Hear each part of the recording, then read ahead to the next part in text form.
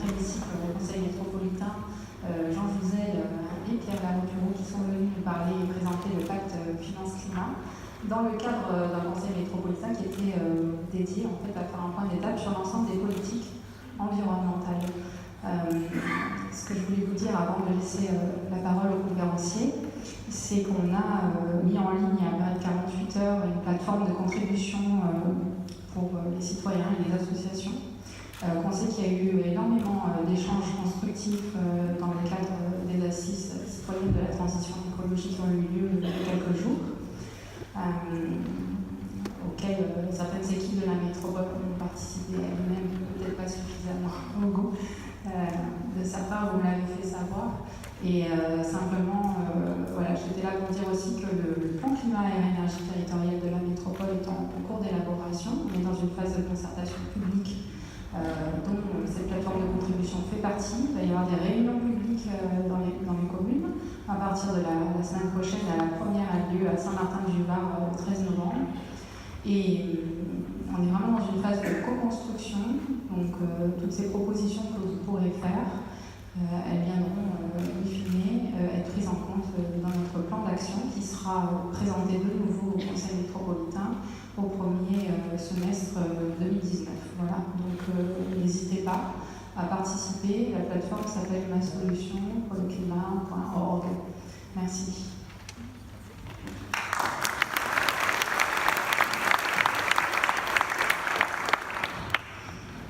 Merci. Mesdames et messieurs, bonsoir. Et soyez les bienvenus.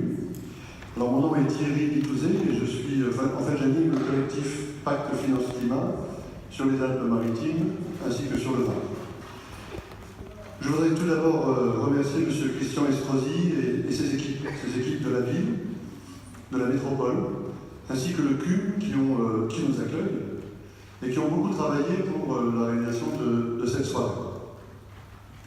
Ils nous accueillent dans un lieu, pour certains, que nous découvrons.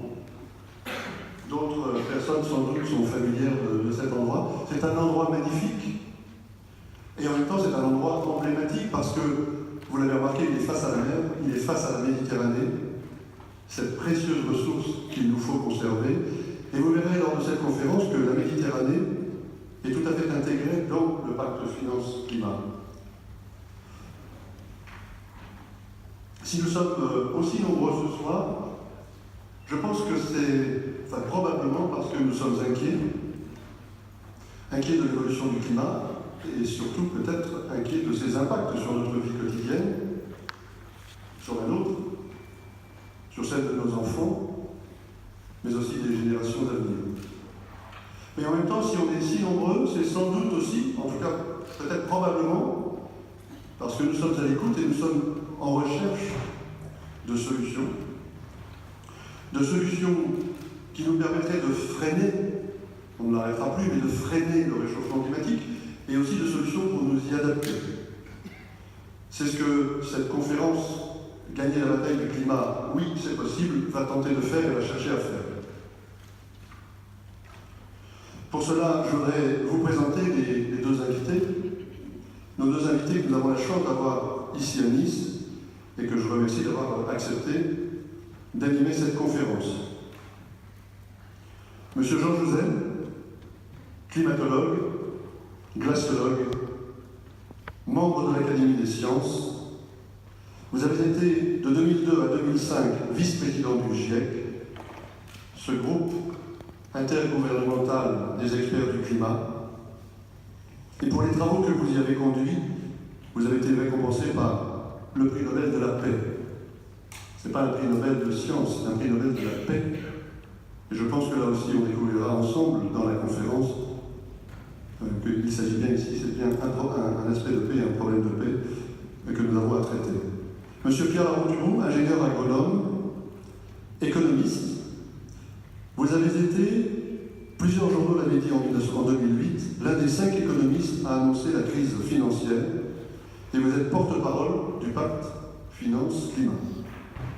En décembre 2017, vous lancez ensemble l'initiative Pacte Finance-Climat, qui est soutenue aujourd'hui par plus de 200 personnalités européennes, par des dizaines de milliers de citoyens, Un pacte en faveur de la lutte contre le réchauffement climatique à l'échelle européenne, qui vise à soutenir un traité européen destiné à trouver des financements pérennes de très grande ampleur pour la transition énergétique et écologique. Je vous demande, mesdames et messieurs, d'accueillir comme il faut M. Jean Jouzel et M. Pierre Baroutou.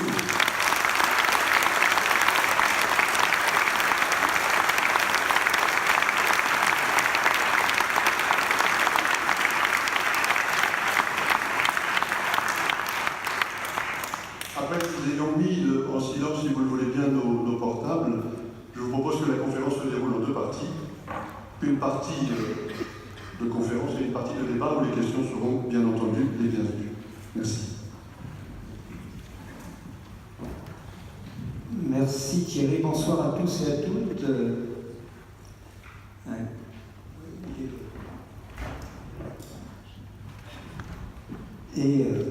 Merci à tous ceux qui ont organisé ces soirées. C'est très agréable d'avoir beaucoup de monde.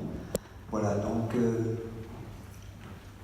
vous avez bien compris, dans ce pacte finance-climat, l'économiste c'est Pierre. Il y a beaucoup d'économistes intéressés également, mais je m'intéresse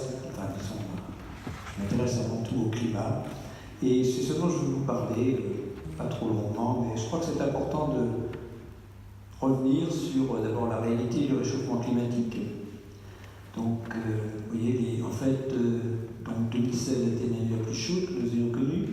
C'était une année El Niño. Elles sont généralement plus chaudes que, disons, les années normales. Les années, donc c'est une partie de l'océan Pacifique qui est plus chaude que sa valeur moyenne, c'est un phénomène naturel. Les années en bleu, c'est le phénomène inverse. Mais globalement, en fait, 2018 devrait être légèrement moins chaud que 2017. Et en fait, les 4 dernières années seront les 4 années les plus chaudes que nous ayons connues depuis 150 ans. Alors, donc c'est une réalité, ce n'est pas une surprise, puisque ce que nous faisons à travers nos activités, en augmentant l'effet de serre, donc de façon extrêmement bien documentée, donc le premier gaz à effet de serre. Donc l'effet de serre, c'est la propriété de certains composés, en fait tous les composés gazeux de l'atmosphère, sauf l'azote, l'oxygène et les gaz rares, et bien de laisser passer l'essentiel du rayonnement solaire, incident, mais d'en piéger une partie, disons, une fois qu'il a été réfléchi. Donc, en gros, ce phénomène est quelque chose de bénéfique. Sans l'effet de serre, nous ne serions pas là, mais c'est son augmentation qui nous inquiète. Donc, de façon bien documentée, donc alors, le premier gaz à effet de serre, c'est la vapeur d'eau. En fait, nous n'en modifions pas directement la quantité dans l'atmosphère par nos activités, mais indirectement, puisque l'océan se réchauffe et donc il y a plus de vapeur d'eau dans l'atmosphère, plus d'évaporation, plus de vapeur d'eau dans l'atmosphère qu'il y a, disons, une cinquantaine d'années. Les mesures le montrent. Mais les 3 composés principaux sur lesquels nos activités ont joué, c'est le dioxyde de carbone, CO2, le méthane, le protoxyde d'azote.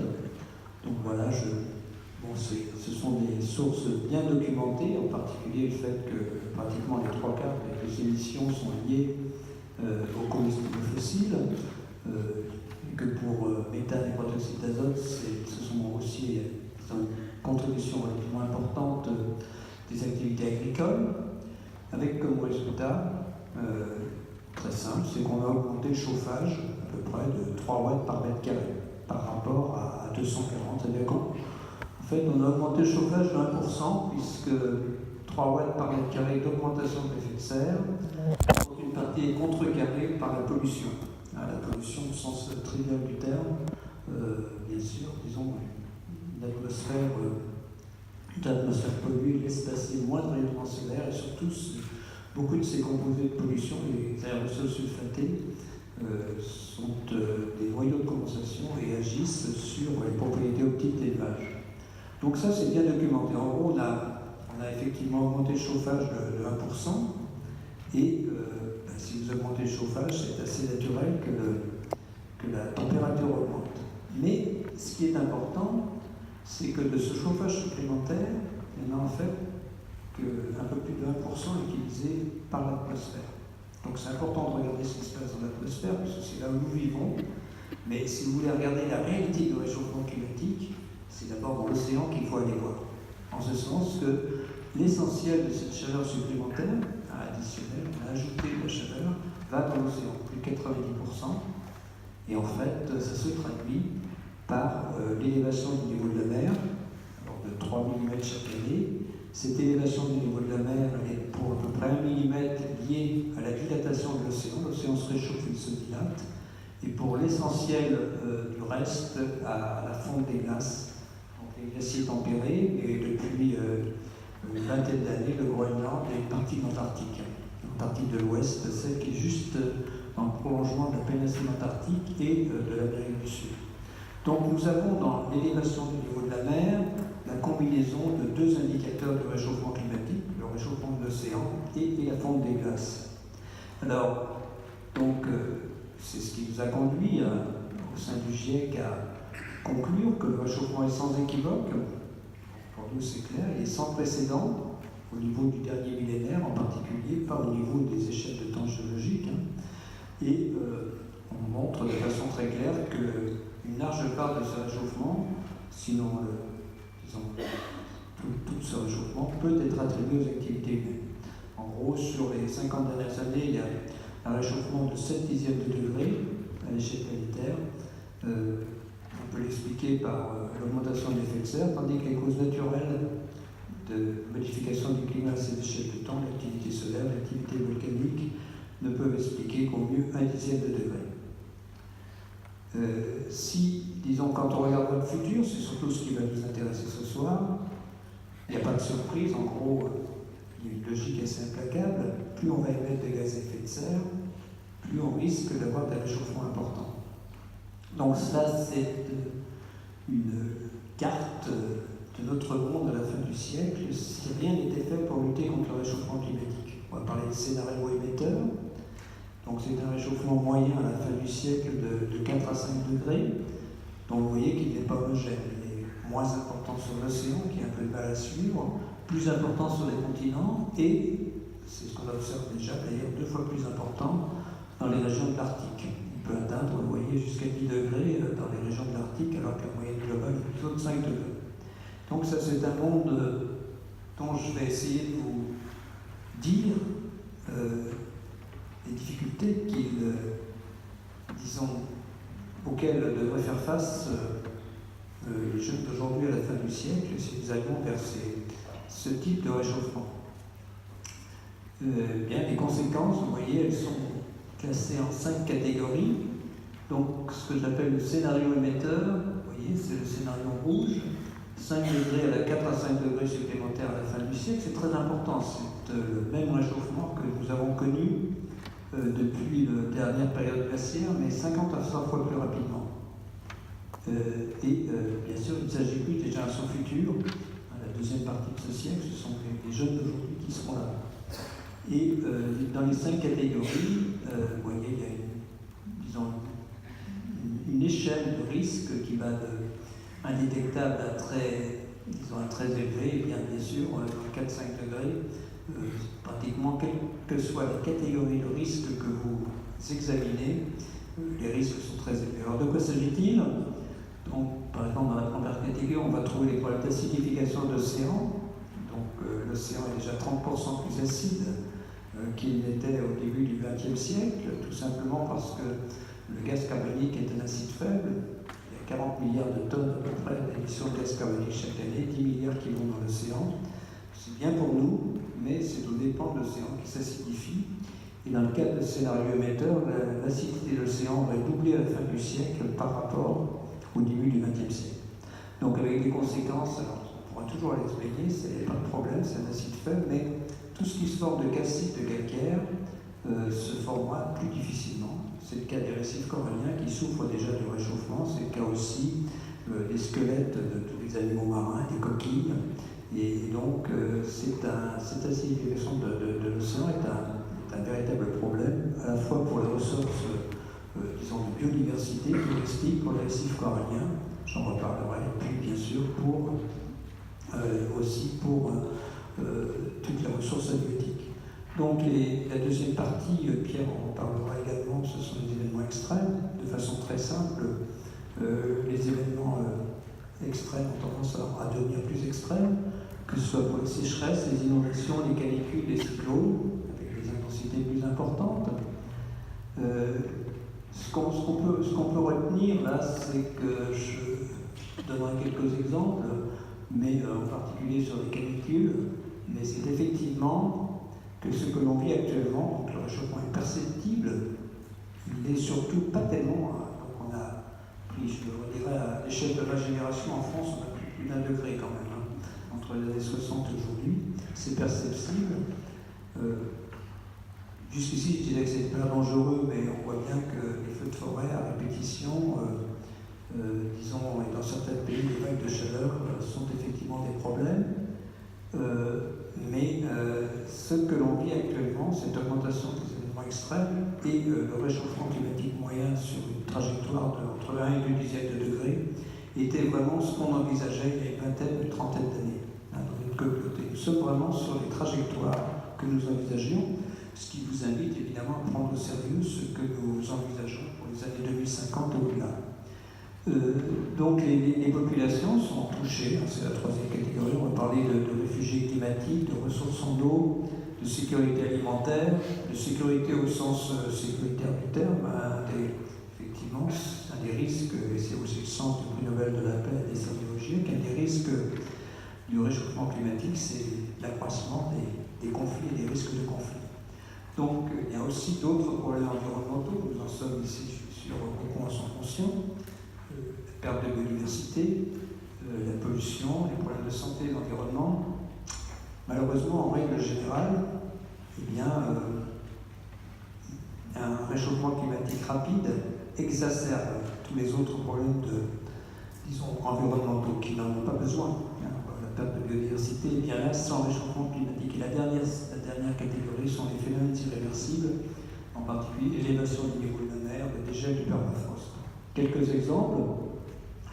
Donc l'élévation du niveau de la mer, toujours, je vais surtout parler du scénario émetteur dans un premier temps, donc jusqu'à 80 cm à la fin du siècle, mais surtout 2 à 3 mètres à la fin du siècle prochain, et à long terme, à échéance millénaire, un risque sérieux de fonte du Groenland.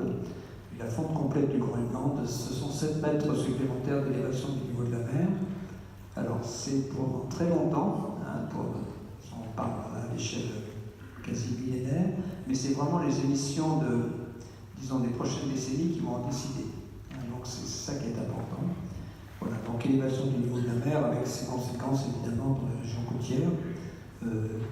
Voilà, donc illustrer la perte de biodiversité, donc l'interaction entre réchauffement climatique et perte de biodiversité.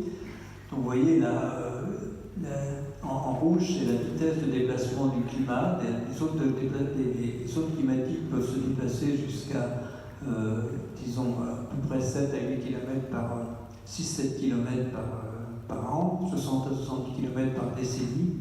Et pour la moitié des espèces, les arbres, les plantes, des rongeurs, des primates, pour la moitié des espèces, eh bien, leur capacité de déplacement serait inférieure, j'espère qu'on n'arrivera pas là, serait inférieure à la fin du siècle la vitesse de déplacement des zones climatiques.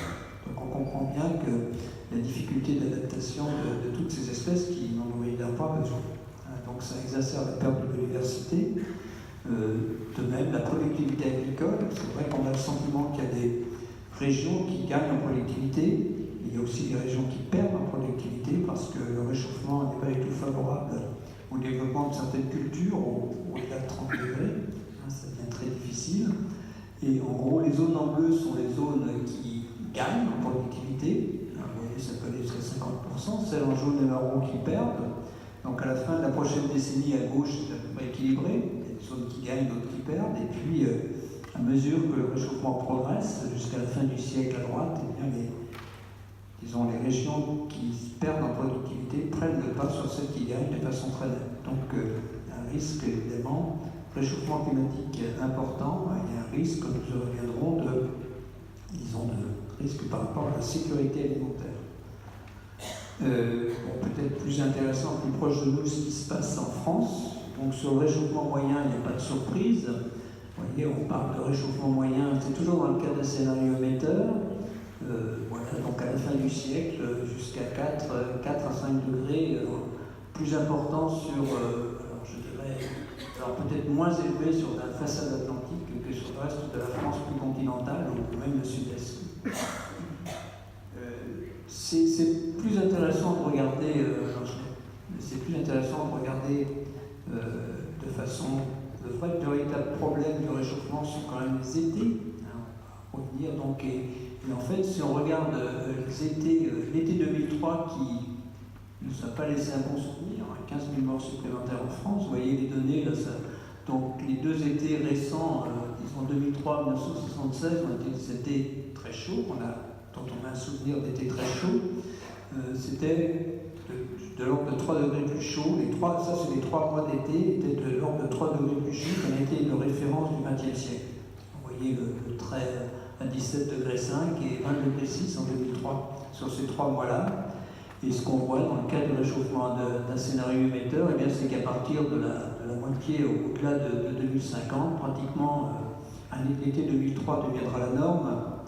Et puis bien sûr, les étés caniculaires de cette seconde partie du siècle pourraient être aussi 6 degrés plus chaud qu'un été de référence. Vous voyez, donc on change comment le monde. Une autre façon de visualiser, même si c'est peut-être un peu provocateur, c'est de regarder non pas cette fois les températures moyennes sur les 3 mois d'été, mais les records de température. Dans chaque station, vous avez un record de température qui n'a pu se dire qu'une seule fois au cours des 60 dernières années, c'est vraiment un record. En gros, mes collègues de Météo France ont découpé la France en 5 grandes régions, vous voyez, donc pratiquement il y a au moins en un point et au moins une fois, dans chacune de ces régions, on a atteint un record de l'ordre de 42 degrés. Donc c'est vrai pour les 5 régions. Et si on prend la même approche, en 2100, non pas en 2050, mais en 2100, eh bien en fait on peut avoir des records de température qui pratiquement dépassent 50 degrés. En fait, et c'est bien documenté maintenant, en gros les températures records augmentent 2 fois plus vite que la température moyenne. Donc là, quand on va parler d'un réchauffement, en fait, les réchauffements l'été pourraient être de l'ordre de 6 degrés, donc je ne vais pas rentrer dans le réchauffement saisonnier, d'où 10 degrés supplémentaires sur les records de température, c'est ce qu'on voit là. Donc, bon, il faut prendre ça aussi, un record de température, c'est pas ce qu'on va subir sur toutes les régions, c'est peut-être un peu trompeur, mais ça donne quand même une dimension à ce réchauffement climatique. Évidemment, le réchauffement climatique, c'est aussi, le climat, c'est peut-être avant tout pour beaucoup de monde des problèmes de précipitation. Donc, voilà, donc quand on regarde des cartes de précipitation, j'espère qu'on devine bien, là, il s'agit de l'Europe et du nord de l'Afrique, donc c'est centré effectivement sur la Méditerranée. Les zones en vert sont des zones où les précipitations augmentent. Et les zones en marron, les précipitations diminuent. Donc si vous regardez à gauche, au milieu c'est l'hiver. Donc vous voyez des augmentations importantes de précipitations l'hiver sur le nord de l'Europe, sans aucun intérêt, sauf bien sûr d'accroître le risque d'inondation, et sur les façades maritimes. Et l'été, la caractéristique principale, c'est la diminution des précipitations qui peut être assez importante sur l'ensemble du pourtour méditerranéen. Et avec aussi l'augmentation de l'évaporation, de l'évapotranspiration, et donc bien sûr des conséquences importantes sur les ressources en eau dans ces régions où, en tout cas pour certaines, il y en a effectivement moins, des conséquences de culture, des conséquences aussi, disons quand on regarde le nord de l'Afrique qui sera affecté aussi, eh bien ce sont des régions où la sécurité alimentaire aura peut-être plus de mal à être assurée, et donc avec son lot de réfugiés climatiques et des conséquences au niveau des risques de feux de forêt. En gros, donc je ne vais pas être trop long, mais on doit tout faire pour éviter ce climat. Donc c'est quand même, je crois, le message principal de cette première partie. Disons que, et les décideurs politiques l'ont bien compris. En gros, ce n'est pas le GIEC le GIEC ne fait pas de recommandations, la communauté scientifique ne fait pas de recommandations. Notre ambition, enfin notre rêve, c'est effectivement de fournir aux décideurs politiques les éléments pour qu'ils puissent prendre leurs décisions. Et ça a relativement bien fonctionné. Disons que les décideurs politiques, ce sont les successions des conférences climat. Les trois principales, c'est Kyoto, Copenhague, Paris en 2015. Nous en sommes à la 24e conférence climat, à Katowice cette année. Et dès au départ, les décideurs politiques ont compris qu'il fallait limiter stabiliser l'effet de serre, façon à stabiliser le climat. Et donc, ça, c'est la Convention climat dans sa forme originelle en 1992. Mais à partir de Copenhague et surtout de l'accord de Paris, on est passé d'un accord climat, disons une convention climat sans objectif chiffré, à un objectif chiffré, c'est-à-dire de maintenir le réchauffement climatique bien en deçà de 2 degrés, voire 1,5 degré. Alors ça, c'est ce qui est, disons, en bleu. On voit bien que si on réussissait ce scénario sobre, en gros, il y a effectivement des conséquences. En partie, nous y reviendrons sur le récif corallien. Il y a des conséquences notables. Déjà, autour de 1 degré, il y a des conséquences relativement importantes. Mais c'est l'idée que, si on réussissait à limiter le réchauffement climatique bien en deçà de 2 degrés, on pourrait s'y adapter pour l'essentiel. Mais même l'élévation du niveau de la mer, on n'évitera pas 50 cm supplémentaires d'ici la fin du siècle et 1 mètre supplémentaire d'ici la fin du siècle prochain. Ça, c'est déjà dans les tuyaux. Donc personne ne l'arrêtera. Ok, donc on est tous prêts à accepter cette idée, c'est inscrit dans les textes, c'est l'accord de Paris, c'est au cœur de l'accord de Paris. Mais quand les politiques se retournent de nouveau vers la communauté scientifique en leur demandant si on veut maintenir le climat en deçà de 2 degrés, qu'est-ce qu'il faut faire? Eh bien, la réponse, elle est claire, mais disons, elle fait un peu froid dans le dos, c'est-à-dire que la température stabilisation est directement proportionnelle, en gros, à la quantité cumulée de dioxyde de carbone. Tout simplement parce que c'est un gaz qui reste très longtemps dans l'atmosphère, il s'accumule. Donc ce qui va être le premier paramètre important, c'est la quantité qui est dans l'atmosphère, qui est en gros bien sûr une partie qui est éliminée, mais qui est en gros la partie, la somme de ce qu'on émet chaque année, qui est directement proportionnelle. Donc en fait, et ça veut dire que comme on sait ce qu'on a émis comme gaz carbonique, alors évidemment il faut espérer aussi ne pas augmenter trop les gaz à effet de serre, sinon les diminuer. Ça veut dire qu'à chaque niveau de stabilisation, nous sommes capables de dire la quantité de gaz carbonique qui reste à émettre, disons les droits à émettre de toute façon, avec l'hypothèse que les autres gaz à effet de serre n'augmentent pas, voire diminuent. Et donc, en fait, nous en sommes à 42 milliards de tonnes de CO2 chaque année, 2 milliards de tonnes. À 2 degrés, si on veut rester entre 2 degrés, il ne reste plus que, disons, à peu près 500 milliards de tonnes, c'est-à-dire à 2 degrés, il reste 700 milliards de tonnes, à peu près entre 15 et 20 ans au rythme d'aujourd'hui. Si on veut rester à 1,5 degré, il reste entre 10 et 15 ans au rythme d'aujourd'hui. Une autre façon de voir les choses, c'est que, en gros, vous voyez, on a pour 1,5 degré, on a utilisé pratiquement plus de 80% de ce qu'on peut émettre. Mais c'est aussi important de voir par rapport aux réserves de combustibles fossiles, c'est-à-dire ce qui est facilement accessible. Si vous voulez rester en deçà de 1,5 degré, il faut laisser 90% des combustibles fossiles facilement accessibles à ce qu'on appelle les réserves, là où elles sont. Alors, c'est à partir de cet accord de Paris que la Convention climat, puisque dans l'accord de Paris sont inscrits cet objectif 2 degrés et 1,5 degré, c'est à partir de ce moment-là, c'est à partir de l'accord de Paris que, disons, le GIEC, la conférence climat, la Convention climat, a invité le GIEC à faire un rapport sur un climat à 1,5 degré. Donc, je vais vous en donner les résultats rapidement. C'est ce qui a été adopté au début du mois d'octobre. Et ce rapport, donc le premier constat de ce rapport, c'est que même s'il est limité à 1 degré, le réchauffement climatique est perceptible. Donc, voilà, nous vivons déjà des conséquences de ce degré de réchauffement. Voilà, aussi bien au niveau des mers, recul de banquise et d'autres changements également, bien sûr. On peut parler ici des dates des vendanges, bien sûr de la fonte des glaciers. Voilà, donc on pourrait, si on arrêtait toutes les émissions, il y a déjà un réchauffement dans les tuyaux de quelques dizaines de degrés, mais on n'atteindrait pas 1,5 degré. On ne va pas tout arrêter tout de suite, c'est un constat qui n'a pas beaucoup de valeur. Voilà, donc ça c'est le premier point.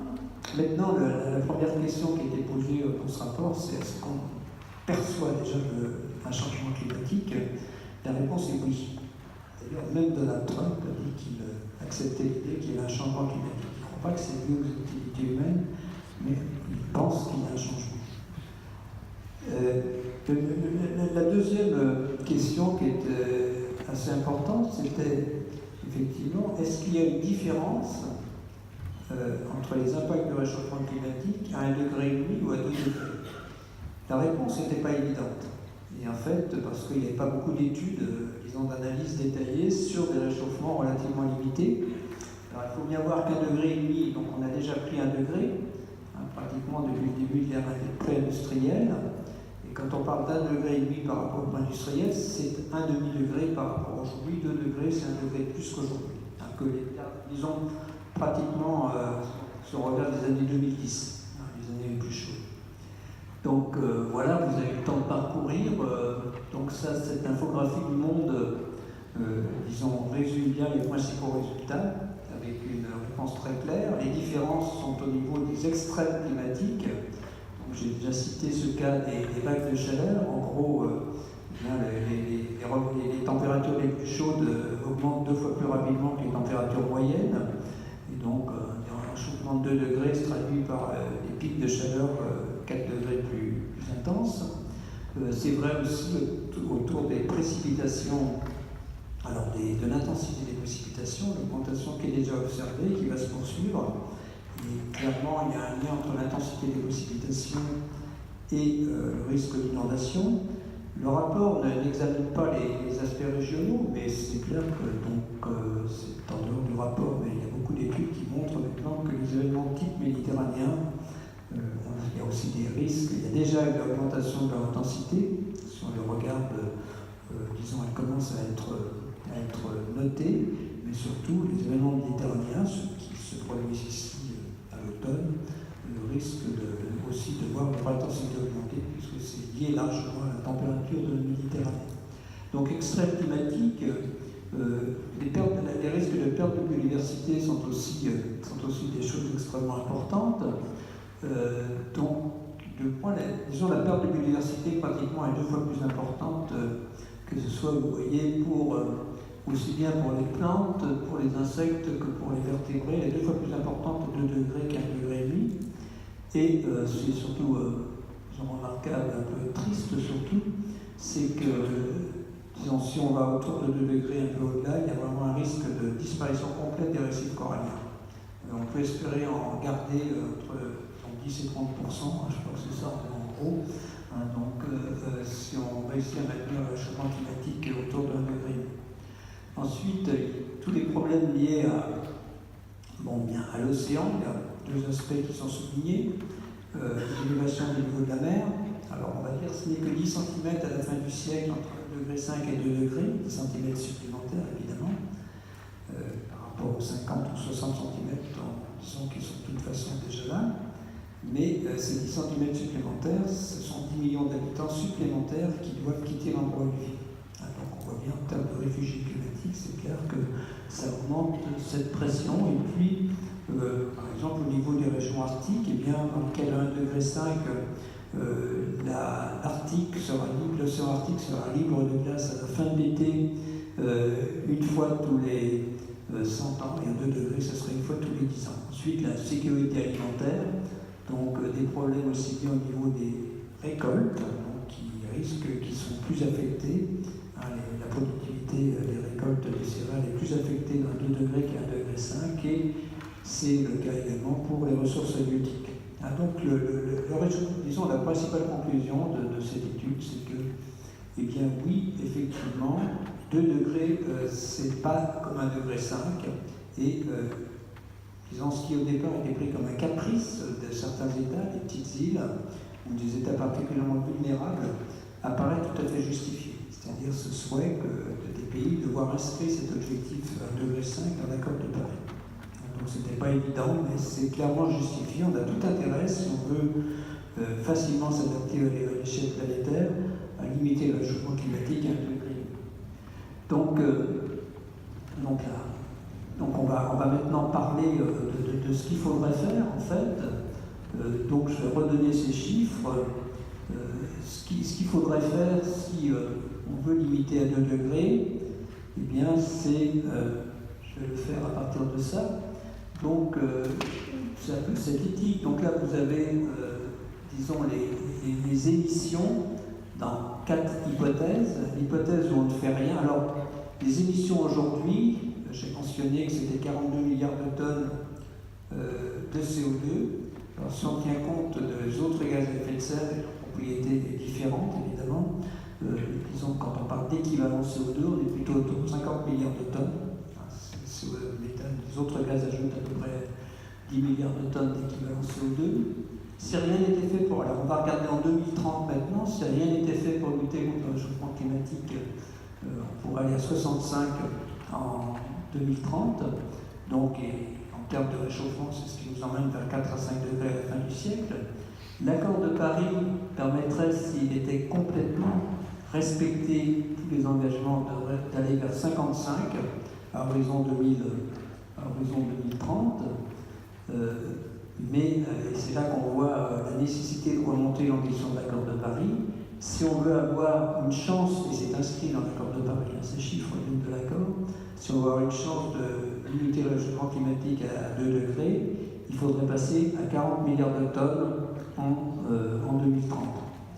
Et si on veut rester autour de 1,5 degré, c'est pratiquement descendre en 30 milliards de tonnes. C'est-à-dire que, disons, l'accord de Paris nous fait augmenter les émissions de 10% d'ici 2030, alors qu'il faudrait les diminuer de 20% pour 2 degrés et les diviser par 2 entre 2020 et 2030 pour 1,5 degré. Alors, bien sûr, on n'en est pas, disons, on regarde, il est intéressant de regarder plus loin, et en fait, eh bien là, je vous montre les chiffres 1,5 degré. En fait, pour 1,5 degré, donc il y a toute une série de scénarios que je ne vais pas détailler, mais en gros, les caractéristiques sont quand même importantes. Donc, vous voyez, pratiquement tous les scénarios qui permettraient de rester en deçà de autour de 1,5 degré à long terme sont des scénarios qui, disons, passent par neutralité carbone à horizon 2050. Vous voyez, pratiquement les 4 courbes noires se retrouvent autour de 2050. Alors que ça c'est pour 1,5 degré. Pour 2 degrés, il faudra en gros diminuer, diviser par 3 entre 2050 et 2020, et entre 2020 et 2050, et atteindre la neutralité carbone vers 2075. Donc évidemment, il y a un délai supplémentaire, mais ce qui est important ici, c'est qu'il faut effectivement être capable de pomper du CO2 de l'atmosphère. On va parler d'émissions négatives, alors, vous voyez bien, et donc en gros, voilà, d'une capacité de retirer du CO2 de l'atmosphère. Donc en gros, je crois que nous sommes une génération assez égoïste, parce que nous laissons aux jeunes d'aujourd'hui un monde auquel il risque de leur être difficile de s'adapter, au moins dans certains pays déjà vulnérables. Et puis aussi la mission de développer des méthodes pour couper du CO2 de l'atmosphère. Nous, on le met sans compter, voilà, on compte sur les jeunes d'aujourd'hui pour être capable de le pomper. Donc je crois que c'est un égoïsme très fort. Voilà, donc Pierre nous l'a préparé pendant que voilà, c'est résumé. Voilà, le changement climatique affecte déjà, donc il est déjà perceptible, il y a déjà des conséquences. Voilà, limiter à 1,5 degré n'est pas impossible, mais comment ça demande divisé par 2 d'ici 2030, ça demande en fait que tous les pays, tous les secteurs économiques, et je dirais que chaque individu de cette planète s'y mette, et malheureusement on en est loin. Ça veut dire que l'optimisme n'est pas forcément de mise. Voilà. Ça serait intéressant aussi pour beaucoup d'autres objectifs du développement durable. J'imagine qu'ici beaucoup de gens sont sensibles, ils ont à toute cette nécessité de ce qu'on appelle les ODD, bien sûr, et puis que ça repose quand même sur un véritable travail de la communauté scientifique. Voilà, donc je vais passer la parole à Pierre.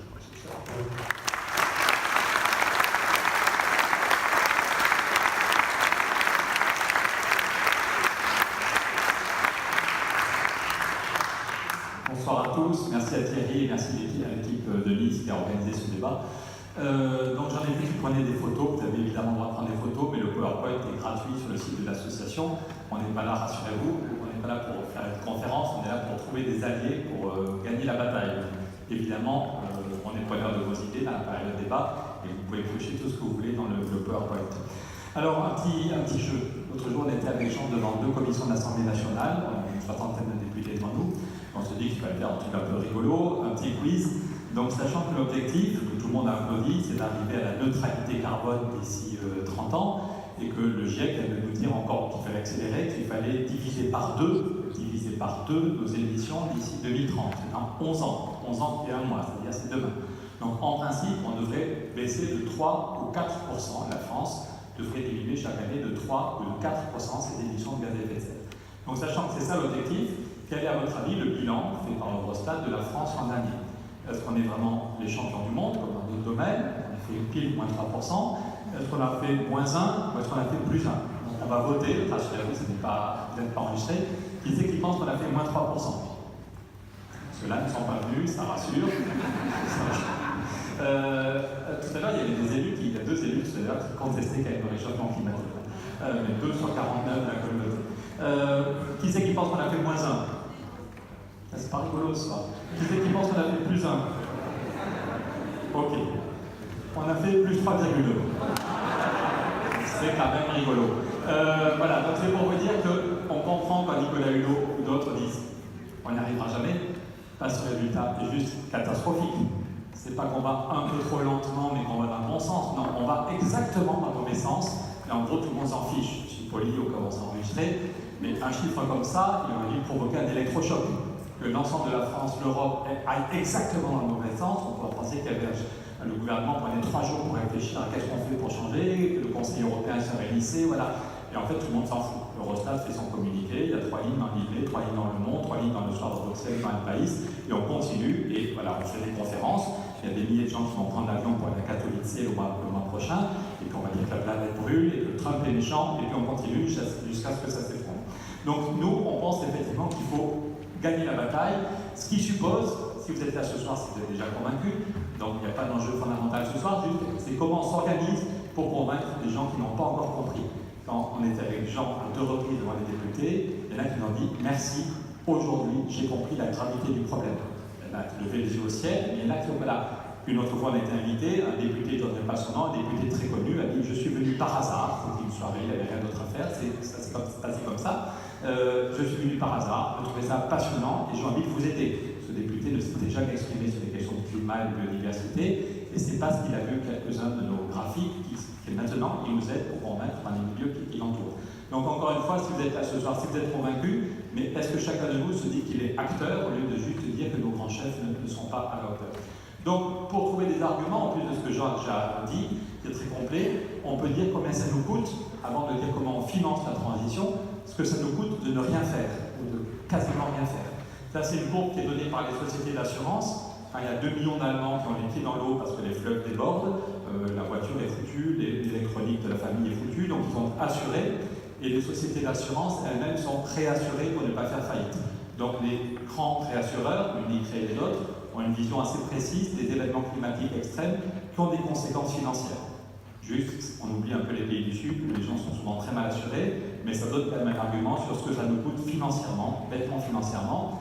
Vous voyez l'évolution? Donc d'après les sociétés d'assurance, le nombre d'événements climatiques extrêmes qui ont des conséquences économiques et financières a déjà, alors que Jean a dit qu'on était juste au début du réchauffement, mais le nombre d'événements climatiques extrêmes a déjà été multiplié par 2,5 et le coût augmente de façon assez visible. On a maintenant les chiffres pour l'an dernier, en 2017, rien que dans un pays, un des plus grand aussi, mais les États-Unis, une année, il y a eu 307 milliards dépensés à cause des événements climatiques extrêmes. On oublie les dizaines de personnes qui sont mortes, c'est quand même le problème principal. On oublie les milliers de gens dont la vie est foutue en l'air, ils ont été broyés par les flammes ou emportés par les eaux. Voilà, mais en restant juste à l'aspect purement comptable, dans un seul pays, plus de 300 milliards dépensés pour les conséquences du dérèglement climatique. Est-ce qu'on continue comme ça, à payer toujours plus cher les conséquences, ou est-ce qu'on se dit qu'on peut peut-être mettre des centaines de milliards pour stopper le mouvement, pour financer la transition, au lieu de mettre juste des milliards pour les conséquences? Alors, les événements climatiques extrêmes, vus du ciel, ça fait très beau. C'était il y a un an, vous vous souvenez de la première fois qu'on voyait un ouragan aussi grand, aussi massif, qui se rapprochait des côtes de l'Europe. Alors, Jean l'a dit tout à l'heure, un événement en tant que tel, ça ne veut rien dire. Une sécheresse, il y en a toujours eu. Une inondation, il y en a toujours eu. Un ouragan, il y en a toujours eu. Mais c'est leur multiplication et leur intensité.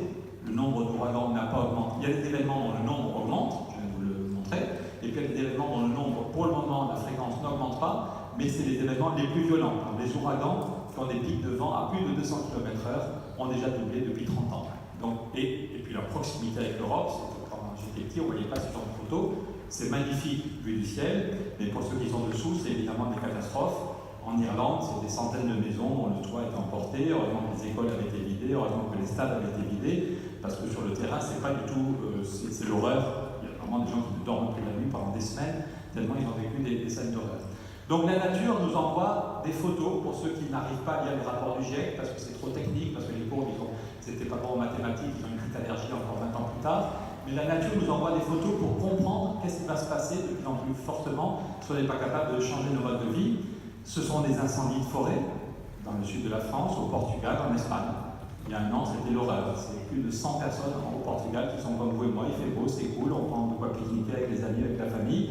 Et puis tout d'un coup, on entend un bruit bizarre. C'est la forêt qui brûle et ça va tellement vite que les pompiers ne peuvent rien faire. Et les copains et la famille sont encerclés par les flammes et on ne peut rien faire. C'est des sécheresses à répétition. Demain, je suis invité par les maires ruraux de l'Est de la France. Un bon nombre de paysans vont devoir abattre une partie de leurs troupeaux en janvier ou février parce qu'il n'y aura plus de foin.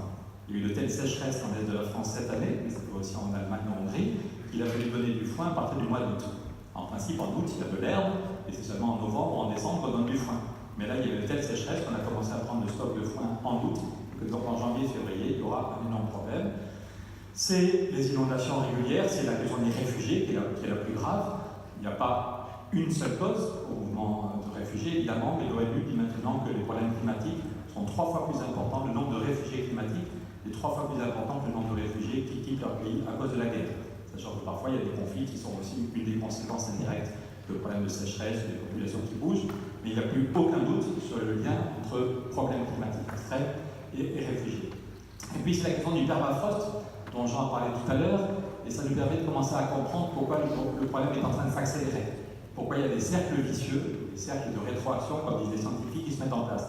Le permafrost, ce sont des terres qui sont congelées depuis très longtemps, depuis des milliers d'années, même en été, même au mois de juillet, c'est le nord de l'Alaska, c'est le nord de la Russie, toutes les terres qui sont autour du cercle arctique, et qui sont congelées, donc il y a plein de matière organique dans la terre, mais c'est pas grave parce qu'elle reste bien congelée.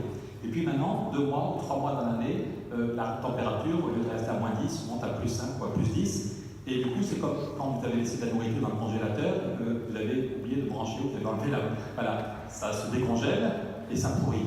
On a tous vu ça une fois, ça sent pas bon, on nettoie. Quand c'est un congélateur, c'est pas grave, ça pourrit un peu, on nettoie. Mais quand c'est des centaines d'hectares où la matière organique pourrit, se décompose, elle fait du méthane. Et le méthane est un gaz qui va durer moins longtemps, il va durer un peu moins longtemps que le CO2 dans l'atmosphère, mais son pouvoir réchauffant est 30 ou 40 fois plus important. Donc vous voyez, c'est un cercle vicieux. Le réchauffement climatique fait que le permafrost se décongèle, la matière organique se décongèle, elle pourrit, elle envoie du méthane qui va accélérer le réchauffement climatique.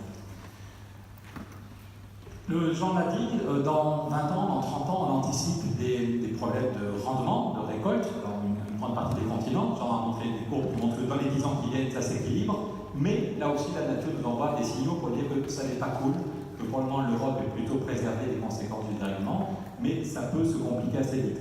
Il y a 2 ans, à cause des inondations, la récolte de blé en France a perdu moins 31%. Moi, j'habite à Paris, comme Jean, c'était rigolo pour les Parisiens d'aller voir la Seine qui débordait, c'était plutôt amusant. amusant, vous avez tous des photos, voilà. Mais pour les agriculteurs, c'était beaucoup moins rigolo. Quand vous avez ça d'eau dans les champs de blé, le blé pourrit ou le blé ne se remplit pas. Donc bilan, à la fin, on demande la récolte, moins 30% sur la récolte. Heureusement que l'Ukraine, la même année, a fait une très bonne récolte. Vous savez qu'il y a 2 greniers à blé en Europe, c'est la Beauce, l'île de France, la Belgique, et puis l'Ukraine. Heureusement que l'Ukraine a fait une très bonne récolte, parce que si la même année, on avait moins 30% en France et moins 30% en Ukraine, on aurait des tickets de rationnement. Il ne faut pas croire qu'on est à l'abri, que notre stock de céréales il ne représente pas un tiers de la consommation annuelle. Donc on a eu de la chance que l'Ukraine compense la perte du bassin céréalier français. On est tous habitués avec Internet à cliquer, puis les trucs arrivent, c'est magique dans les 48 heures qui suivent. On est quand même tous des petits mammifères. On est content d'avoir 2 ou 3 repas par jour. Et notre prospérité, dans les années qui viennent, si 2 années de suite on a ce genre d'inondation, ou si l'Ukraine et la France ont touché la même année, ça peut être ici une inondation et ici une canicule. Une canicule au mois de juin, elle empêche aussi le grain de se remplir. Ce ne sera pas la famine, mais ça va devenir très très compliqué de garder notre niveau de consommation. J'en a parlé, le lien avec la biodiversité. Pour faire un peu de pub, on sort un petit bouquin dans la même collection que l'indigne route Stéphane Hessel. Stéphane Hessel n'est plus là, mais Anne Hessel est avec nous. Il y en a qui l'ont déjà lu, vous direz ce que vous en pensez. Et il y a 8 pages à la fin sur le lien entre crise de la biodiversité et dérèglement climatique par Gilles Boeuf, qui est l'ancien président du Muséum, qui montre qu'en tant que tel, on est en train de vivre un effondrement de la biodiversité, qui est vraiment très grave, en tant que tel, et que la crise de dérèglement climatique aggrave le problème d'extinction des espèces. J'en ai parlé tout à l'heure, je ne fais que répéter en donnant des zooms. Là, c'est si on ne change pas, les scénarios les plus probables, c'est en Afrique. Vous avez vu le problème d'accès à l'eau dans le Maghreb. Quand Jean montrait trois cartes de l'Europe et du Maghreb, vous voyez le déficit d'eau aussi bien en hiver qu'en été, de moins en moins d'eau, de plus en plus d'évaporation. La FAO nous dit qu'on peut avoir des rendements, des récoltes qui vont perdre moins 40, moins 60%. Et ça, sachant que la population de l'Afrique va doubler, on est à peu près sûr que la population de l'Afrique va doubler dans les 30 ans qui viennent, il n'y a pas besoin d'être prix Nobel pour comprendre le problème. S'il y a 2 fois plus de personnes à nourrir et qu'il y a 2 fois moins de récoltes, on va vers des problèmes monstrueux, une souffrance terrible pour des millions d'hommes et de femmes, et sans doute des mouvements migratoires qu'on aura du mal à gérer de façon intelligente et fraternelle. Dernier exemple pour se faire peur, et après ça on arrive aux solutions, c'est le MIT, un grand laboratoire. Ne partez pas tout de suite, sinon il y a de quoi se flinguer. Restez encore une demi-heure, vous allez partir avec un optimisme incroyable. Non, pas du tout, je suis tout à fait sérieux. Le MIT, un des grands laboratoires américains, peut-être que ceux qui ont écouté Nicolas Hulot le jour où il a démissionné, à 3 reprises, Nicolas a dit la Terre devient une étuve. Et il n'a pas choisi le mot étuve par hasard. C'est parce que le MIT rappelle que le corps humain ne sait pas faire du froid. Que quand il fait chaud, quand on monte à 38, 39, 40, 45 degrés, pour que notre cerveau et notre foie et les organes nobles ne montent pas en température, on évapore. Comme on ne sait pas faire du froid, la seule façon c'est qu'on évapore de l'eau. On fait des milliards de petites gouttes qui s'évaporent. Et ça marche très bien si l'air extérieur n'est pas trop humide. Mais si l'air extérieur est en même temps trop chaud et trop humide, comme dans une étuve, ça ne marche plus. Et le corps humain ne sait plus réguler sa température. Dans quelques heures, le corps peut péter les plombs et mourir si on n'arrive pas à vivre dans un air qui est en même temps trop chaud et trop humide. Et le MIT, tous les ans, publie des études de plus en plus précises. Il faut dire qu'une partie de la péninsule arabe, une partie de l'Asie, pas de chance, c'est la partie de la Chine qui est la plus habitée, avec 400 millions d'habitants, connaîtront dans quelques décennies ce genre d'études où il y aura pendant plusieurs jours un air qui est en même temps trop chaud et trop humide. On reste chez soi, la seule solution c'est on reste chez soi, on met la clim au maximum, mais la clim, ça veut dire qu'on fait l'électricité, si on ne sait pas comment refroidir les centrales, c'est compliqué. Voilà, et si vous sortez dehors, au bout de 6 heures, de 8 heures, votre corps, c'est fini, vous ne résistez pas. Donc c'est des zones entières, et parmi les plus habitées, qui deviendront inhabitables.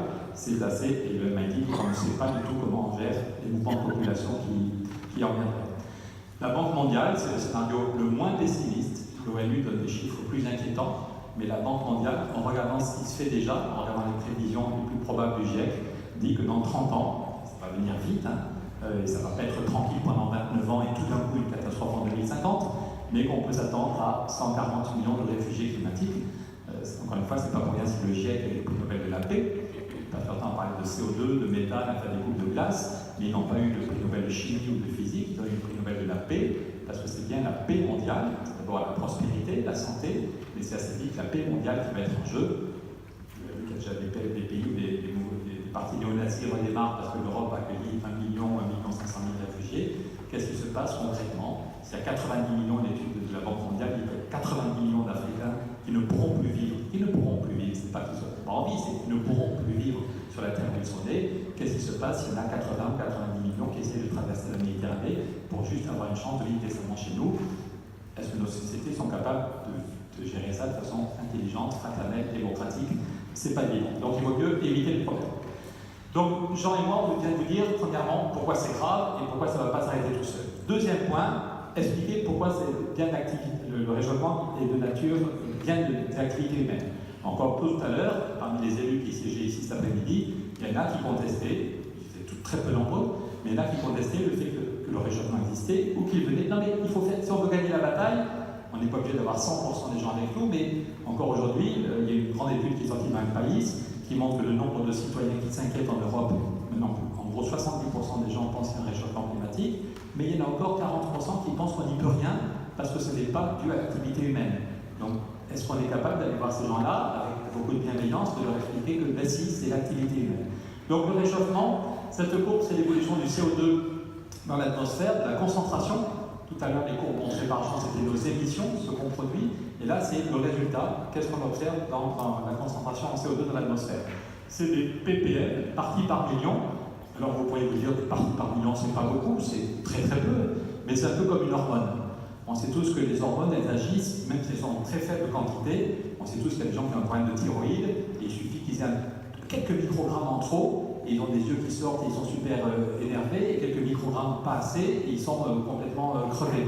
Donc on sait très bien que les hormones, ça va avoir un impact très, très considérable, même avec des toutes petites doses. Et on peut dire, c'est une image parmi d'autres, que le CO2 ou le méthane agissent comme des hormones, même si ça ne se dérègle en petite quantité, ça a un impact important.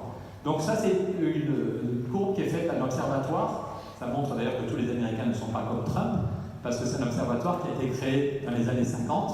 C'est l'armée américaine qui a aidé des scientifiques pour monter tous les appareils de mesure à 3300 mètres d'altitude sur une montagne, pour être très très loin de toutes les autoroutes, tous les aéroports, toutes les zones industrielles, pour n'avoir aucune pollution. Et tous les jours, toutes les semaines, tous les mois, en permanence, ils mesurent le CO2 dans l'atmosphère. Au début, je croyais que c'était une courbe simplifiée pour les enfants, tellement elle est jolie et régulière, la courbe en rouge. En fait, c'est la vérité, c'est le rythme des saisons. Quand les arbres poussent et quand les feuilles grandissent, ça capte un peu du CO2. Le CO2 diminue un tout petit peu pendant quelques mois. Et puis 6 mois plus tard, quand les feuilles tombent et recommencent à pourrir, ça relâche du CO2. C'est pour ça que vous avez cette petite évolution, ce zigouzi rouge. Mais sinon, l'évolution, elle est claire, hélas. Quand on a commencé à mesurer le CO2 à Punaloa, on était à 310, 315 ppm. Et là, cette année, on est arrivé à 411 ppm. Donc c'est colossal. En 50 ans, on a augmenté d'un tiers le CO2 dans l'atmosphère. C'est encore plus impressionnant si on regarde la courbe depuis 1000 ans. Là, c'est pas à Mauna Loa, c'est en regardant les glaces, par exemple, ou la façon dont les arbres grandissent.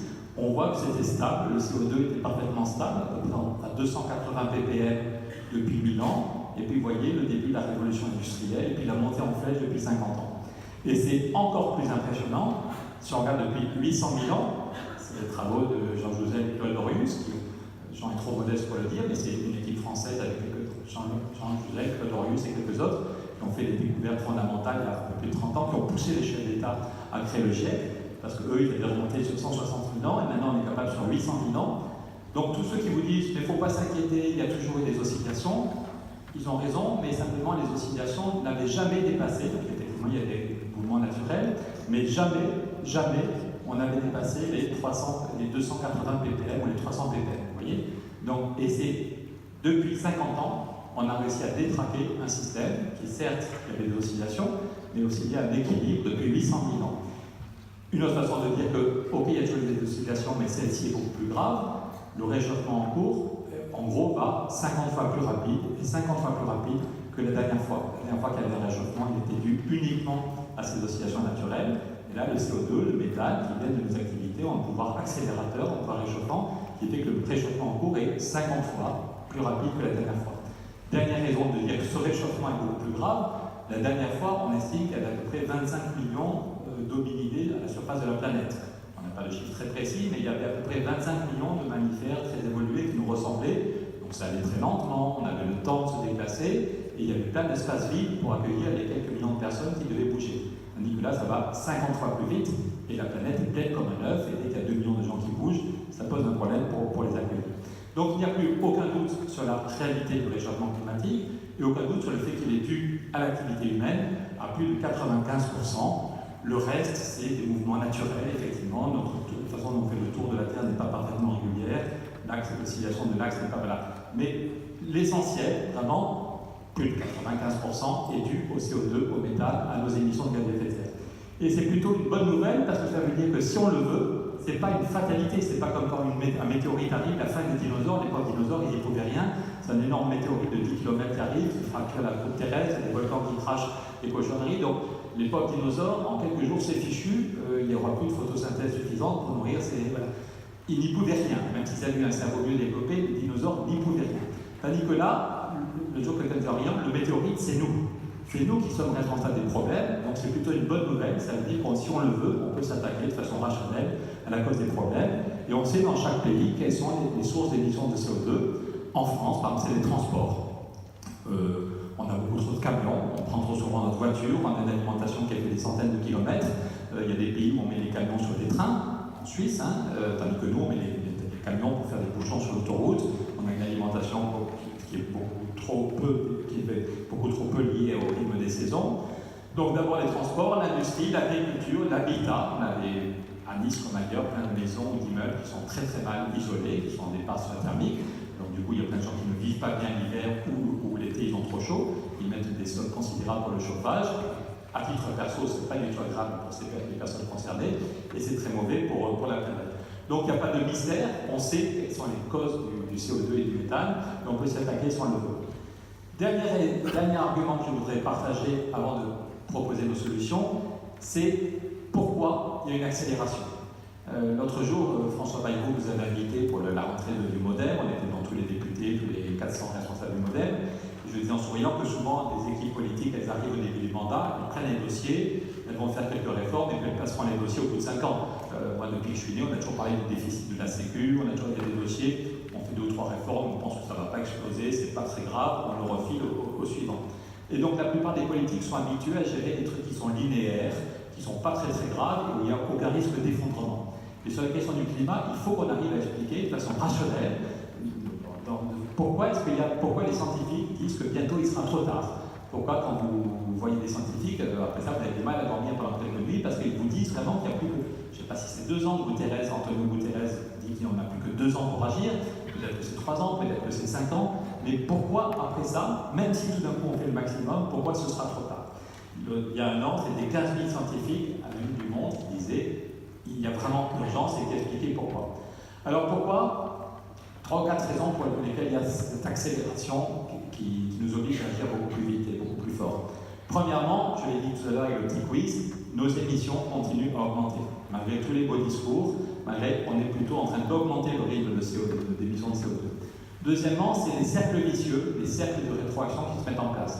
On a parlé du permafrost tout à l'heure, les terres qui étaient congelées, qui vont se décongeler et ça pourrit et ça envoie du méthane, le méthane un peu réchauffant, mais c'est aussi la fonte des glaces. On sait tous qu'une surface qui est blanche, elle va renvoyer la lumière et la chaleur. Une surface qui est foncée, elle va absorber la chaleur.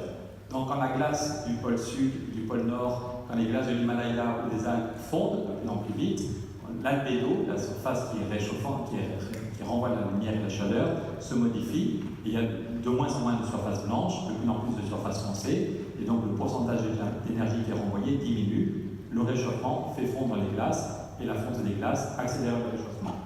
Un autre cercle vicieux, c'est les forêts qui brûlent à cause des sécheresses et des canicules à répétition. Ce n'est pas la seule raison. On entretenait mieux les forêts, peut-être on pourrait stabiliser.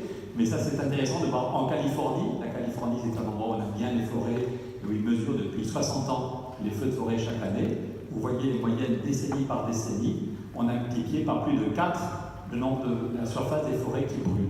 En 60 ans, les surfaces de forêt qui brûlent, voilà.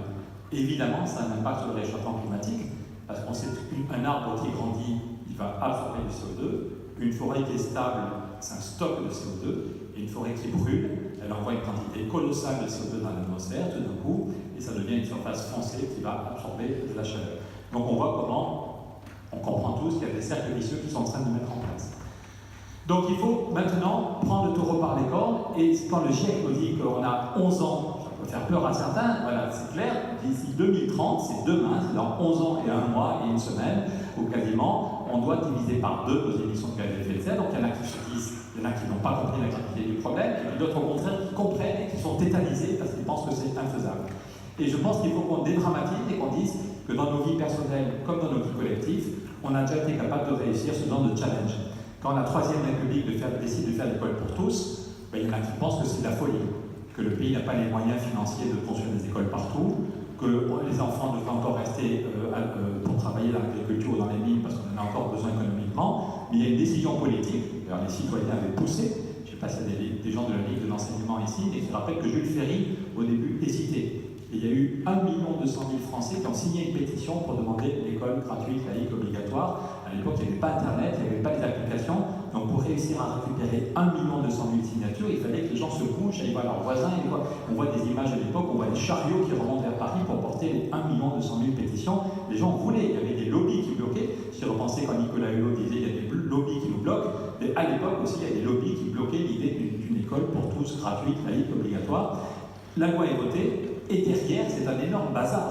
Dans tous les villages de France, il faut trouver une parcelle, on fait l'école des garçons, l'école des filles, la maison des maîtres, on s'engueule un peu parce qu'on n'est pas tous d'accord, l'architecte et le maire ne sont pas d'accord, mais globalement, il faut former en même temps des milliers d'instituteurs, et globalement, en 20 ans, dans un pays qui était beaucoup moins riche qu'aujourd'hui, on est arrivé à la République, à réussir à faire l'école pour tous et à construire ce réseau d'écoles et à former des instituteurs.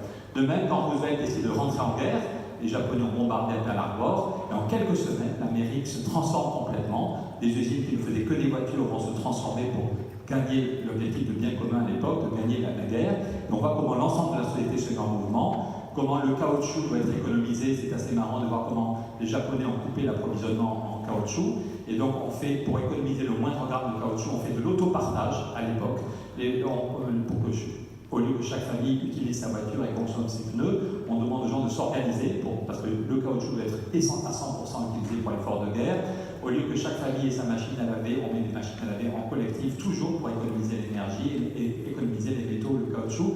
Voilà. Et en quelques semaines, des gens qui n'avaient jamais travaillé dans les usines, les femmes, les noirs, comme les hommes blancs vont au front, se préparent au front, on fait rentrer dans les usines des femmes et des hommes noirs qui n'avaient jamais travaillé, et en quelques mois, la productivité est meilleure que ce qu'elle était au début. Donc on voit bien comment, quand on veut gagner la guerre, on est capable d'un effort colossal et on réussit. Un exemple plus pacifique, c'est quand Kennedy est envoyé sur la Lune, we choose to go to the moon, il y en a qui pensent que c'est fada, c'est juste de la folie, aller sur la Lune, Kennedy n'a pas la moindre idée de tous les points techniques qu'il faudra régler, mais 7 ans plus tard, donc plus vite que prévu, on est allé sur la Lune, on a créé 400 000 emplois, l'ensemble du peuple s'est retrouvé derrière cet objectif, on a créé 400 000 emplois et l'objectif a été atteint plus vite que prévu, accessoirement pour créer 400 000 emplois, Kennedy a multiplié par 15 le budget de la NASA.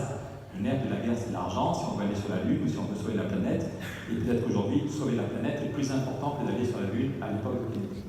On commence les bonnes nouvelles. Ce chantier, si on se donne les moyens de le financer, de gagner la bataille, le GIEC nous dit qu'il n'est pas encore trop tard, c'est tout à fait possible de rattraper le temps perdu. Bonne nouvelle, c'est très massivement créateur d'emplois. Dans un pays où il y a plus de 4 millions de chômeurs ainsi à Pôle emploi et où le chômage recommence à augmenter depuis 6 mois, c'est plutôt une bonne nouvelle de se dire qu'on peut créer entre 800 000 et 900 000 emplois sur tous nos territoires, aussi bien dans les grandes villes comme Nice, Grenoble, Paris ou Toulouse, mais aussi surtout, voilà, demain c'est les maires ruraux qui nous invitent parce qu'ils se voient aujourd'hui les problèmes liés au dérèglement climatique. Ils voient aussi leurs villages qui sont en train de mourir parce qu'il n'y a pas de boulot.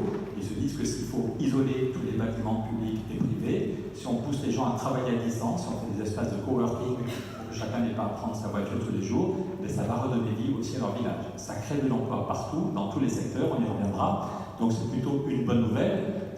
Donald Trump a expliqué que la question du climat, c'est une invention des Chinois et que lui, sa priorité, c'était de donner du boulot aux Américains. Ça a donné l'impression qu'il y avait une opposition entre la justice sociale et la justice climatique. Au contraire, nous on pense qu'on va créer des emplois et on va même donner du pouvoir d'achat ou des marges de manœuvre financières à la plupart des familles. La question est de savoir comment on le finance. Et on pense que c'est une question européenne parce qu'aucun pays tout seul n'y arrive. Le problème est le même partout. Là, il y a 3 semaines, c'est les ministres allemands qui s'engueulaient entre eux sur les réseaux sociaux. C'est Peter Altmaier, le ministre de l'économie, qui disait « on ne peut pas, l'Allemagne doit revoir à la baisse ses ambitions en matière climatique parce qu'on ne sait pas comment financer ». Et un quart d'heure après, la ministre de l'Environnement disait « Peter, tu ne peux pas dire ça ». Sur les réseaux sociaux, la ministre disait « Peter, tu ne peux pas dire ça, il faut trouver le moyen de financer la transition, il faut accélérer le mouvement ». En Allemagne, c'est la preuve que ça bouge, c'est le patronat de l'industrie. C'est intéressant parce que ce n'est pas des scientifiques du GIEC, ce n'est pas des écolos qui ont tiré la sonnette d'alarme depuis 20 ans, c'est le cœur de l'économie allemande, le patronat de l'industrie qui dit on veut réussir la transition. C'est une obligation, il faut réussir la transition, c'est une opportunité, on peut créer des emplois, on peut prendre le leadership dans pas mal de domaines, mais il nous faut 50 milliards chaque année pendant 30 ans. Il donne un rapport à Angela Merkel de 300 pages, il demande 50 milliards chaque année. Angela Merkel fait youps, parce que 50 milliards chaque année, rien que pour l'industrie, le logement va en demander quasiment la moitié, l'agriculture va en demander, les transports, on ne sait pas comment faire face à ces demandes. La semaine suivante, c'est les Pays-Bas, où les études dont Jean parlait sur le fait que l'océan montait, il y a 70% de la population aux Pays-Bas qui est dans des zones inondables. Quand on leur dit que la fonte des glaces accélère, ça les fait vraiment flipper.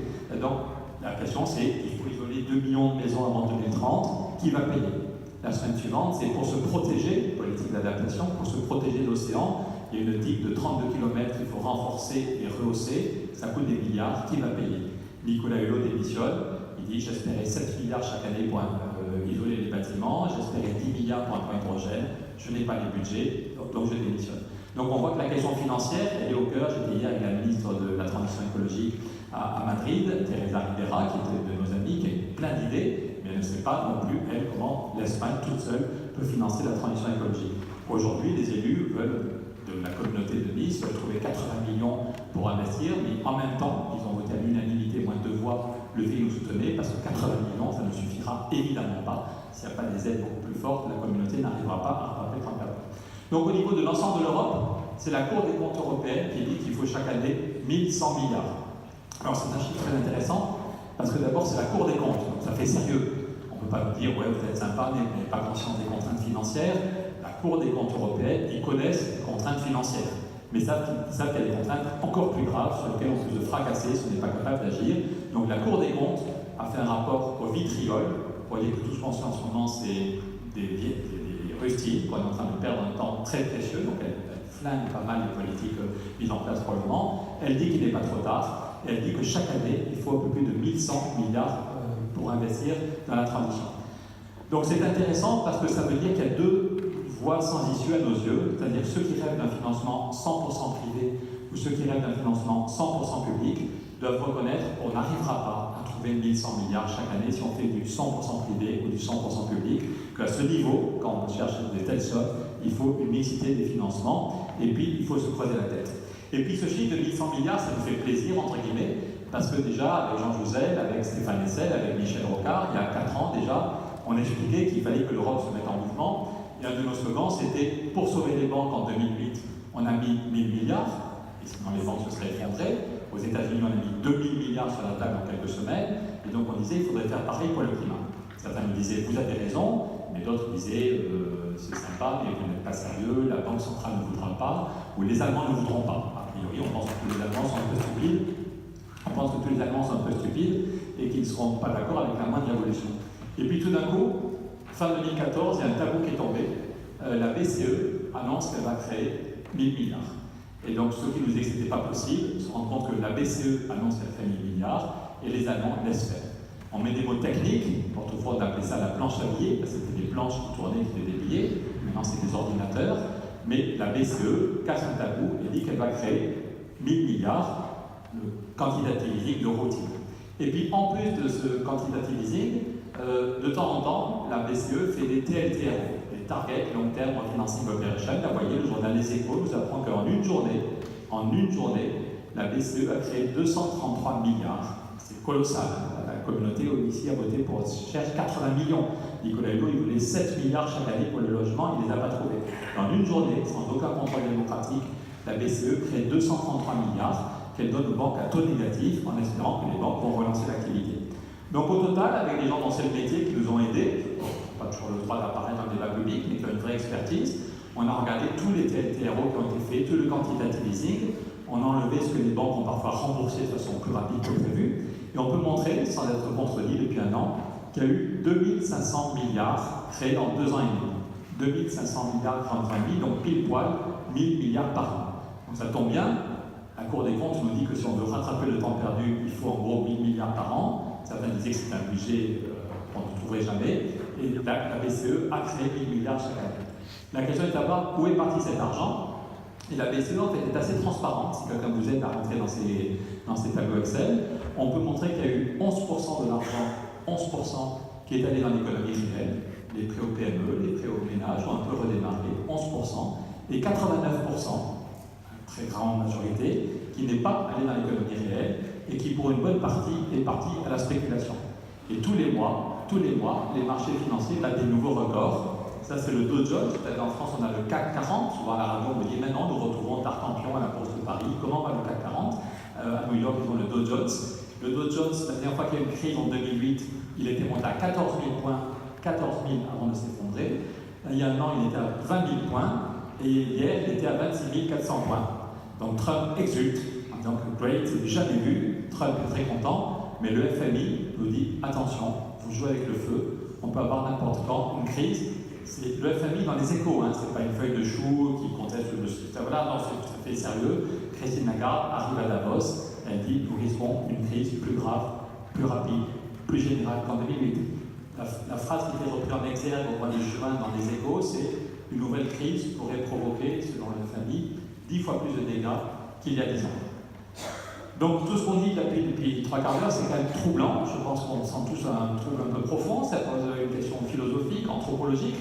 On nous a appris à l'école qu'on était des Homo sapiens sapiens, la branche la plus évoluée des primates, un cerveau incroyable.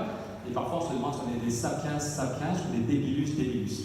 Parce que ça fait 30 ans que le GIEC nous alerte, on fait des sommets, mais il n'y a rien qui bouge. On sait qu'il y aurait des solutions, mais il faut trouver des financements. On nous dit qu'il n'y a pas de financement. Il suffit de lire les journaux pour voir qu'en fait, il n'y a jamais eu autant de liquidités. Et ces liquidités, non seulement ne vont pas au bon endroit, pour créer des emplois et pour sauver le climat et la biodiversité, mais cet argent va au pire endroit. Il va nous préparer une crise financière qui peut être, après le FMI, la Banque mondiale, bien pire que 2008. Et on a l'impression qu'on est comme le lapin qui voit le camion arriver. On sait qu'on va se prendre une crise financière. On ne sait pas si c'est dans 1 mois ou dans 3 ans, mais on sait qu'on va se prendre une crise financière dramatique. Et derrière, il y aura flambée du chômage et des populismes. Et derrière, le chaos climatique, parce que ce sera trop tard pour agir. Donc on reste comme ça sans agir, ou bien, si on est là ce soir, c'est peut-être qu'on a envie de faire bouger les choses. Et bonne nouvelle, il y a un calendrier politique qui est réel. Angela Merkel a redit il y a 3 semaines que c'est cette année, c'est pour ça que vous sentez un peu de stress dans vos interventions, Angela Merkel, Emmanuel Macron, Sanchez et les autres ont dit que c'était cette année, en principe c'est le 13 et le 14 décembre, ou au plus tard, le Conseil des chefs d'État du mois de mars, 22 et 23 mars, qui doit décider l'avenir de l'Europe. Angela Merkel dit l'Europe va mourir, l'Europe va se disloquer s'il n'y a pas de nouveaux projets et des nouveaux traités. Et elle dit, dans les 4 mois qui viennent, il faut dire qu'est-ce qu'on met dans les traités. Ben nous, on veut un traité climat.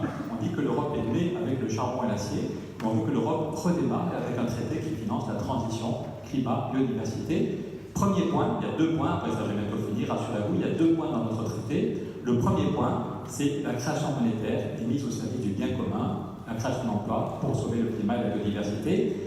Concrètement, ça veut dire qu'on crée une banque du climat, on ne touche pas à la BCE. Nicolas Hulot a dit un jour que l'Élysée lui a demandé de ne pas avancer trop, parce que Nicolas le soutient, de ne pas, ils avaient peur que Mario Draghi se mette en colère. Mais donc, on ne touche pas à la BCE, on dit juste qu'on crée une banque du climat, qui est une filiale à 100% de la BEI. Il y a plusieurs scénarios techniquement possibles, mais un des scénarios les plus simples, c'est d'être une banque du climat, et qui aura comme obligation de fournir à tous les États membres une enveloppe pour financer la transition écologique. On reprend à la louche, pour donner un ordre de grandeur, ce que dit Nicolas Stern, le grand économiste anglais, qui dit que si on veut rattraper le temps perdu, en plus de ce qui existe déjà, et en plus des financements privés, des banques, des assurances, dont il faut accélérer la mutation de l'aspect bon, stopper les investissements bruns dans le charbon, dans le fuel, et accélérer, demander aux sociétés d'assurance et aux banques d'accélérer la mutation, mais en plus, ce serait bien que chaque pays puisse avoir une enveloppe de 2% de son PIB qui viendrait de la Banque du climat, qui serait des financements à taux zéro et qui serait à 100% sur le financement de la transition. Donc ça veut dire que la France aurait chaque année 45 milliards à taux zéro. Il y aurait un traité, même si les ministres changent, même si la Commission européenne change, il y a un traité qui dirait pendant 30 ans, la France a 45 milliards, l'équivalent de 45 milliards de 2018, l'Allemagne a 60 milliards, chaque pays saurait, et du coup, on peut dire que la loi dit que dans 20 ans, s'il y a un traité qui donne des financements pérennes, on peut dire que, après un débat public, on peut dire que la loi dit que dans 20 ans, tous les bâtiments publics et privés doivent être isolés, et ça change tout, parce que le secteur du bâtiment sait qu'il va avoir du boulot pendant 20 ans, sait qu'il y a des financements, et du coup, on règle les problèmes de compétences. Tandis qu'aujourd'hui, c'est un cercle vicieux. Comme il n'y a pas de financement, les institutions du bâtiment disent qu'il n'y a pas vraiment de marché, donc on ne forme pas les gens. Parfois, il y a des gens qui font de l'autre cochon, qui se goinfrent. Non, mais dans toutes les régions, il y a un exemple d'un truc qui a été mal fait, l'isolation qui ne sert à rien, juste quelqu'un a pris la prime, voilà. Et du coup, tout le monde, voilà, c'est un cercle vicieux. Tandis que si on comprend, s'il y a un traité européen, s'il y a un débat sur un traité, on va tous comprendre le problème climatique. Il y a un traité qui donne des garanties de financement. Il y a des lois qui disent dans 20 ans, dans 25 ans, tous les bâtiments doivent être isolés, et sur tous les territoires, on accélère le niveau. Mais pas besoin de toucher à la DCE, je le répète, et l'autre jour on était au siège de la BMI, et un des grands chefs de la BMI, au bout de 3 heures, m'a donné sa carte, depuis on s'est revus, il commence à me tutoyer, il me dit si tu veux, je viens avec toi à l'Élysée ou à la chancellerie, et il dit c'est faisable en 6 mois. Ce que vous proposez, c'est faisable en 6 mois. Quand le mur de Berlin est tombé, il a suffi de 6 mois pour que Helmut Kohl et François Mitterrand créent une banque pour financer la transition. À l'époque, ce n'était pas la transition écologique, c'était la transition de la Pologne, de la Tchécoslovaquie. Mais en partant de rien, en 6 mois, ils ont créé la banque et 1 an plus tard, elle était vraiment opérationnelle. Là, on ne part pas de rien, on parle de la BMI qui a un vrai réseau, qui a une vraie expertise, on parle de tous ceux qui travaillent là-dessus, on a de la création monétaire qui est disponible, il n'y a jamais autant de liquidité, donc c'est faisable en quelques mois.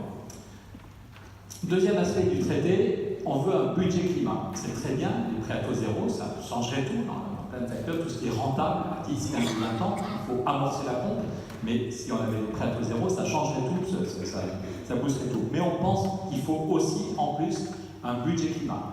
Quand on a fait l'école pour tous, on n'a pas dit aux parents qu'ils auraient des prêts à taux zéro pour financer l'école des parents, des enfants. L'école était gratuite une semaine avant d'être obligatoire. Donc nous, on veut qu'il y ait un budget climat. Dans tous nos pays, il y a un budget pour l'éducation, il y a un budget pour la santé, il y a un budget pour la défense. On pense qu'il est temps de créer un budget climat au niveau européen.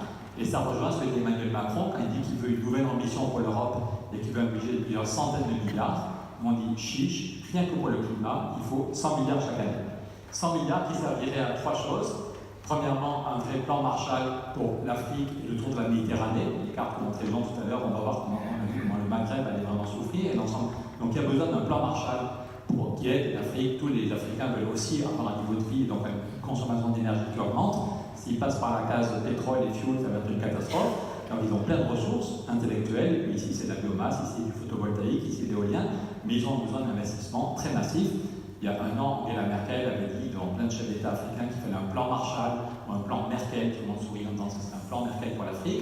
C'était il y a 15 mois, et 15 mois plus tard, on n'a toujours pas trouvé le premier milliard pour ce plan Marshall pour l'Afrique. Donc il y a besoin d'investissements massifs, avec une gouvernance intelligente et transparente. Il y a besoin d'argent pour la recherche. Il y a plein de choses qu'on sait déjà faire, mais il faut quand même inventer en matière en voiture. Il faut prendre moins souvent sa voiture, utiliser ses jambes, utiliser son vélo, prendre des transports en commun, ce qui est des investissements, mais tous, parfois, on a besoin de mobilité personnelle. Donc est-ce qu'on est capable d'inventer la voiture du futur? L'Europe a mis des milliards pour inventer Ariane, et c'est un énorme succès. L'Europe a mis des milliards pour faire Airbus, c'est un énorme succès. Est-ce qu'on est capable d'avoir une vraie politique de recherche pour faire la voiture du futur qui consommera beaucoup moins, qui sera moins lourde, peut-être un peu moins rapide, mais qui consommera beaucoup moins, et essentiellement des énergies renouvelables? Est-ce qu'on est capable de faire l'ordinateur du futur? On est tous addicts aux réseaux sociaux, et parmi les trucs dont la consommation augmente, c'est les data centers et les ordinateurs. Est-ce qu'on est capable d'inventer une nouvelle génération qui va consommer moins? Et ce serait assez génial que l'Europe fasse ça. Donc 40 milliards pour l'Afrique et la Méditerranée, 10 milliards pour la recherche et l'innovation, et puis 50 milliards pour que chacun de nous soit aidé dans les chantiers dans lesquels il devra investir. Si chacun de nous doit investir dans sa maison ou dans son appartement, l'immeuble où vous habitez, s'il faut isoler une maison ou isoler un appartement pour être sérieux, pour faire un vrai travail d'isolation, c'est 25 000 € en moyenne à la louche. Si on demande à chaque famille de trouver 25 000 € ça va faire cher, il y en a beaucoup qui vont grogner. Donc le but, c'est que la facture soit divisée par 2, et un des intérêts du budget européen, c'est que chacun de nous, dans sa vie familiale, ou s'il faut isoler cette bâtisse, ou s'il faut isoler la mairie du quartier, ou s'il faut isoler l'école, ou si une entreprise doit faire des travaux pour économiser l'énergie, que tout le monde reçoive un chèque qui divise par 2 la facture. Donc c'est pour ça qu'on veut un budget, en plus des prêts à taux zéro, un budget européen. Donc comment trouver 100 milliards par an? Le problème est le même quand Emmanuel Macron dit qu'il va bouger plusieurs centaines de milliards chaque année. Comment on le finance sans augmenter les taxes pour monsieur et madame tout le monde? Vous avez vu les manifs, je ne sais pas pour la semaine prochaine. Si on dit que tout ça est financé par l'augmentation du prix du pétrole ou par un impôt qu'on va tous payer, ça va un peu grogner. Donc comment trouver 100 milliards chaque année? Comment financer un budget européen plus ambitieux sans taxer l'ensemble des 500 citoyens? On pense que la meilleure solution, c'est de reprendre une idée que Jacques Delors avait déjà mise sur la table. Ce n'est pas une idée très nouvelle, mais déjà Jacques Delors, en 2005, avait dit que le prochain chantier, c'était de lutter contre le dumping fiscal. Il y a eu un débat là entre José Bové et Jacques Delors, un qui votait oui, un qui votait non. Et le premier point sur lequel ils étaient d'accord, c'est pour dire que leur prochaine question à mettre sur la table, c'était un impôt pour lutter contre la concurrence fiscale. Vous voyez cette courbe, elle vient de KPMG. Elle montre comment, depuis que l'Angleterre est rentrée, chaque pays baissait son impôt sur les bénéfices pour que les entreprises n'aillent pas chez le voisin. Et en 40 ans, l'impôt sur les bénéfices a été divisé par 2. On avait un impôt en moyenne à 45%, on est tombé maintenant à 19% d'après la Commission européenne. Il n'y a jamais eu autant de bénéfices, ce qui est plutôt, en soi c'est une bonne chose, les bénéfices ça veut dire que l'entreprise va bien, c'est plutôt bon signe, mais il n'y a jamais eu autant de bénéfices et on a divisé par 2 l'impôt sur les bénéfices en Europe. Et ça n'est pas la concurrence internationale qui nous impose de faire ça. Le journal Ouest France a fait un graphique assez intéressant. On voit l'évolution de l'impôt aux États-Unis par rapport à l'évolution de l'impôt en Europe. L'impôt aux États-Unis, l'impôt sur les bénéfices, était stable depuis Roosevelt jusqu'à Trump, à 38%. Donc c'est quand même le monde à l'envers. C'est-à-dire qu'un pays libéral comme les États-Unis avait jusqu'à il y a quelques mois un impôt à 38% et que le monde est tombé à 19%. Pourquoi? Parce que quand Roosevelt arrive, il y avait le même problème. Roosevelt arrive en 1933, les caisses sont vides parce qu'il y avait la même concurrence. La Floride baissait son impôt, puis le Texas baissait son impôt, puis l'Arkansas baissait son impôt, et les entreprises faisaient du tourisme fiscal. Et en 4 mois seulement, Roosevelt a fait un impôt fédéral, en disant qu'on soit en Floride ou au Texas, c'est Washington qui prélève, qui en garde une petite partie et qui renvoie aux États en fonction de leur population. Il y a quelques actionnaires qui ont grogné pendant 2 mois, 3 mois, et puis ça n'a pas empêché Roosevelt d'avancer, et ça n'a pas empêché la prospérité et l'innovation des États-Unis. Les actionnaires prennent des risques quand ils créent une entreprise, donc c'est normal qu'ils soient récompensés si l'entreprise va bien, mais un impôt à 38 n'a pas tué les actionnaires, n'a pas empêché la compétitivité ou l'efficacité du modèle américain. Et même avec la réforme que Trump a fait voter, on est tombé à 24% aux États-Unis. Donc on pense qu'il y a de la place pour un impôt, une contribution de 5%. Je répète, ce n'est pas un impôt sur monsieur et madame tout le monde, ce n'est pas une taxe qui augmente le coût du travail avant la création de richesse dans l'entreprise, c'est un impôt sur les bénéfices. Et Jean-Pierre Raffarin, je parle des gens qui nous soutiennent, il y a Jean-Pierre Raffarin qui dit que ce ne sera peut-être pas exactement 5%, ça va être moins pour les PME et plus pour certains groupes, ou que si on lutte contre l'évasion fiscale sérieusement, peut-être qu'on aura moins besoin de cet impôt nouveau, mais en gros, on dit qu'il faut une fiscalité qui permet de dégager 100 milliards chaque année. Dernier argument, c'est que même le FMI dit que la part des bénéfices qui n'est pas réinvestie devient un vrai problème. Vous vous souvenez peut-être du discours de Nicolas Sarkozy qui disait qu'il voulait un partage équitable en 3/3 des bénéfices. Il disait qu'il fallait que 1/3 des bénéfices aillent aux salariés par la participation, 1/3 à l'investissement et 1/3 aux actionnaires. En fait, on en est très loin. Et dans tous les pays occidentaux, la part des bénéfices qui n'est pas réinvestie, parce que les bénéfices en tant que tels, c'est plutôt une bonne chose, et s'ils vont à l'investissement ou à la recherche, ça peut être très bien pour préparer la suite. Le problème, c'est qu'une part de plus en plus importante des bénéfices part aux dividendes et qu'une grande partie n'est pas réinvestie. Et le FMI dit que s'il faut toujours plus de dettes pour nourrir l'économie, c'est qu'il y a une fuite.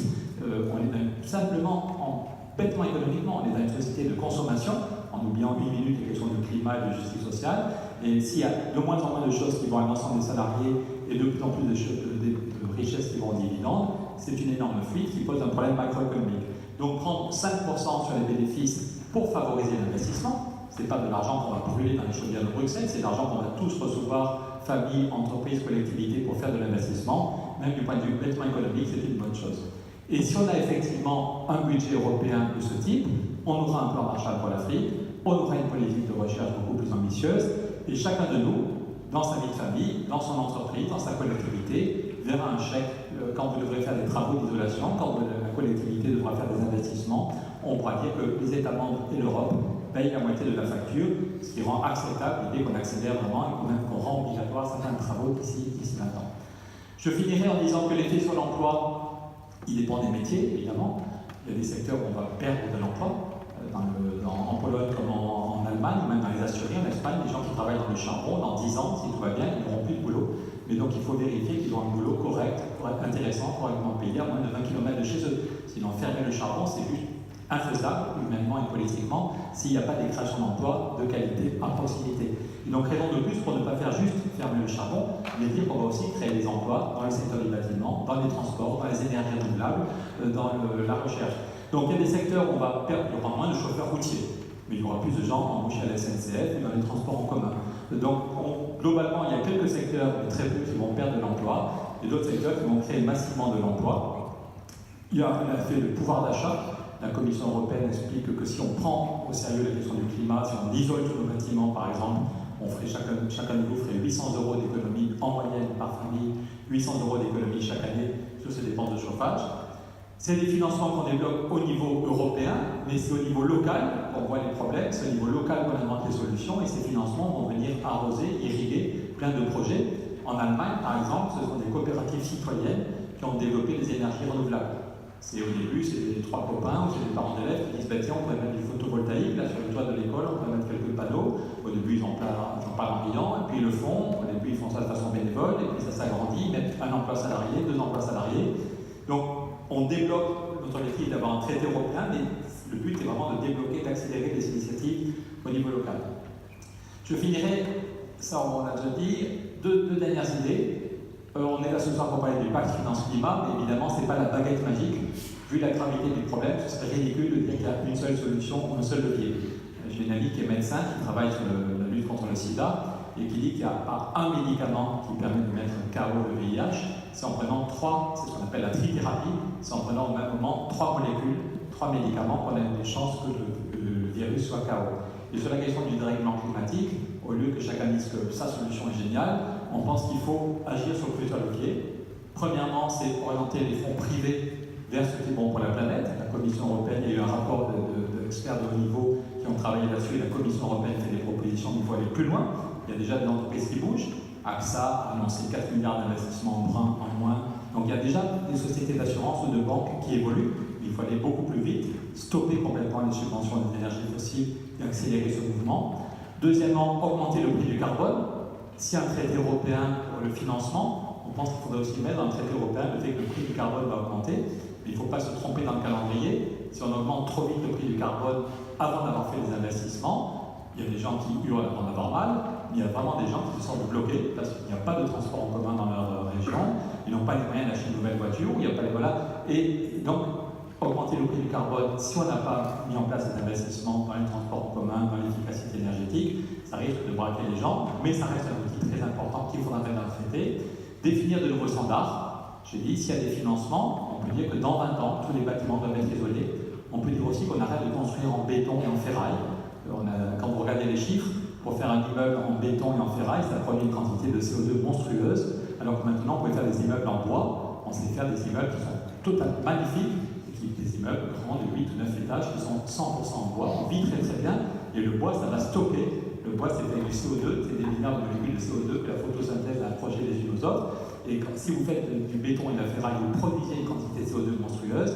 Si vous faites des maisons ou des immeubles en bois, vous allez stocker pendant un siècle, tant que la maison est là. Vous allez, bon.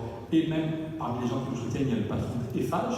Eiffage, vous savez, c'est le plus beau viaduc d'Europe, c'est le viaduc de Millau. Et ils vous disent que même des viaducs ou des ouvrages d'art, on peut ne plus les faire en béton, on peut les faire en bois ou en bambou. Simplement, les sociétés d'assurance ne veulent pas en entendre parler.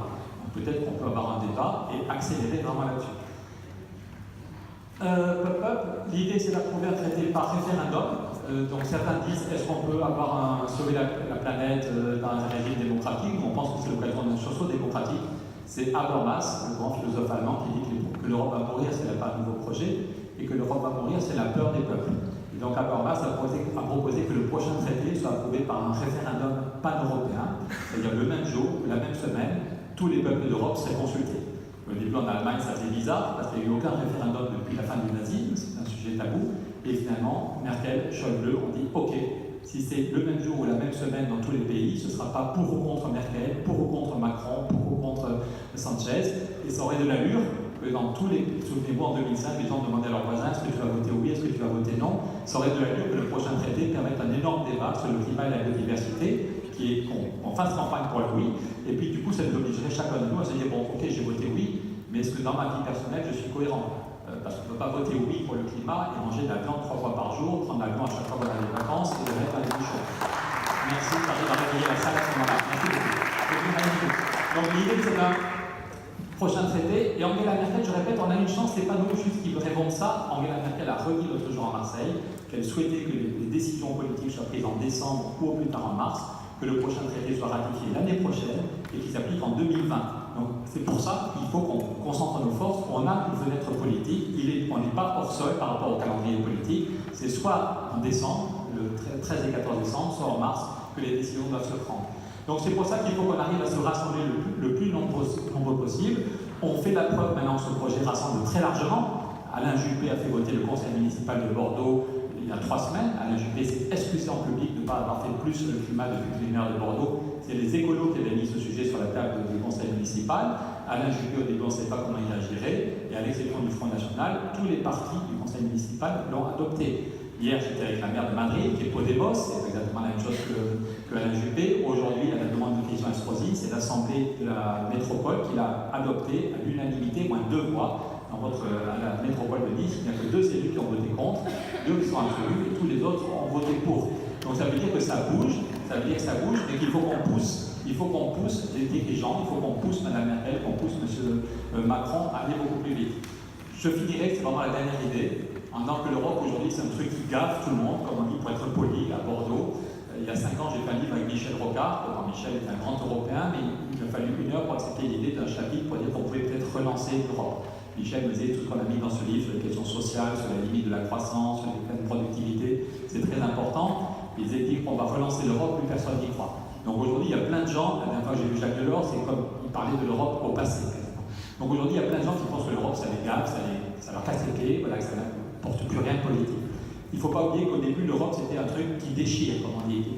La première fois qu'il y a eu la naissance de l'Europe, le 9 mai 50, c'est Schuman et Adenauer qui annoncent qu'on va mettre ensemble le charbon et l'acier. Ça fait des décennies que la France et l'Allemagne se faisaient la guerre, ça fait des décennies qu'il y avait des millions de morts, et à chaque fois qu'on gagnait la guerre, on prenait le charbon et l'acier du concurrent pour lui taper dessus encore plus fort la prochaine fois. Et en 2 semaines seulement, Schuman et Adenauer décident de mettre ensemble le charbon et l'acier. Le lendemain, le Figaro titre une décision proprement révolutionnaire. Et je crois qu'il y a besoin aujourd'hui de décisions de ce genre. Et les premiers mots de Schuman sont magnifiques. La déclaration de Schuman, c'est « La paix mondiale ne saurait être préservée sans des efforts créateurs à la mesure des dangers qui la menacent. » Et le 3e paragraphe, c'est « L'Allemagne et la France proposent une action limitée mais décisive. » Pour assurer la paix, une action limitée mais décisive. C'est juste le charbon et l'acier. Ce n'est pas toutes les questions, c'est juste, c'est limité, mais c'est décisif, la guerre ne sera plus possible. Et je pense que c'était vrai en 1950, donc pour sauver la paix mondiale, il fallait des actions décisives, révolutionnaires, et je crois qu'en 2018-2019, il nous faut aussi, pour sauver la paix mondiale, des actions révolutionnaires, et c'est à nous de pousser les politiques au courage. Stéphane Essel n'est plus là, il soutenait ce projet, et je me souviens de la dernière discussion avec Stéphane, quelques jours avant qu'il nous quitte, il était chez lui, dans son lit, il savait qu'il espérait s'en sortir, mais il savait que c'était peut-être bientôt la fin, et il me disait, Pierre, il faut tout faire pour lutter contre le découragement. On a connu des systèmes totalement inhumains qui semblaient être là pour l'éternité.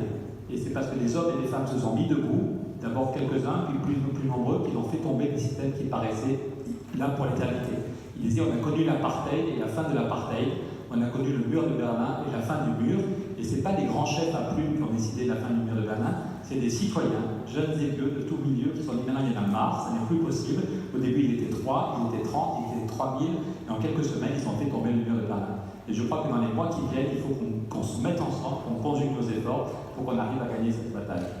Merci.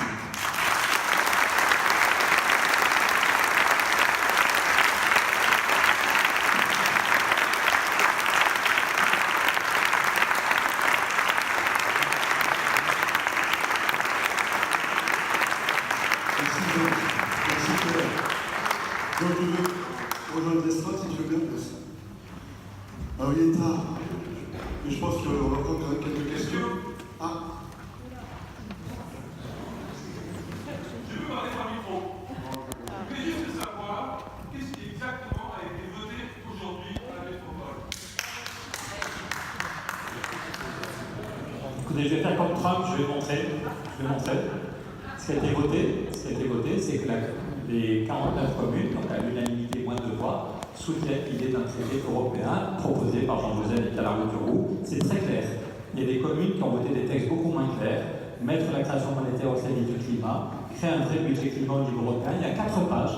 Et il y a des communes où les aspects techniques ont été enlevés. Les conseils municipaux ont dit on soutient le pacte finance-climat, voilà. Et au contraire, ici, la communauté, il y a eu un gros travail qui a été fait, et il y a eu une vraie réflexion, y compris ça touchait un peu. Il y a eu, voilà, on a eu un débat de 3/4 d'heure, il y a eu des moments, et finalement, à l'unanimité, il y a 2 élus qui ont voté contre, 2 ou 3 qui sont absolus, et les autres ont voté pour, en disant on ne peut pas dire qu'on veut sauver le climat, et ne pas y mettre les moyens.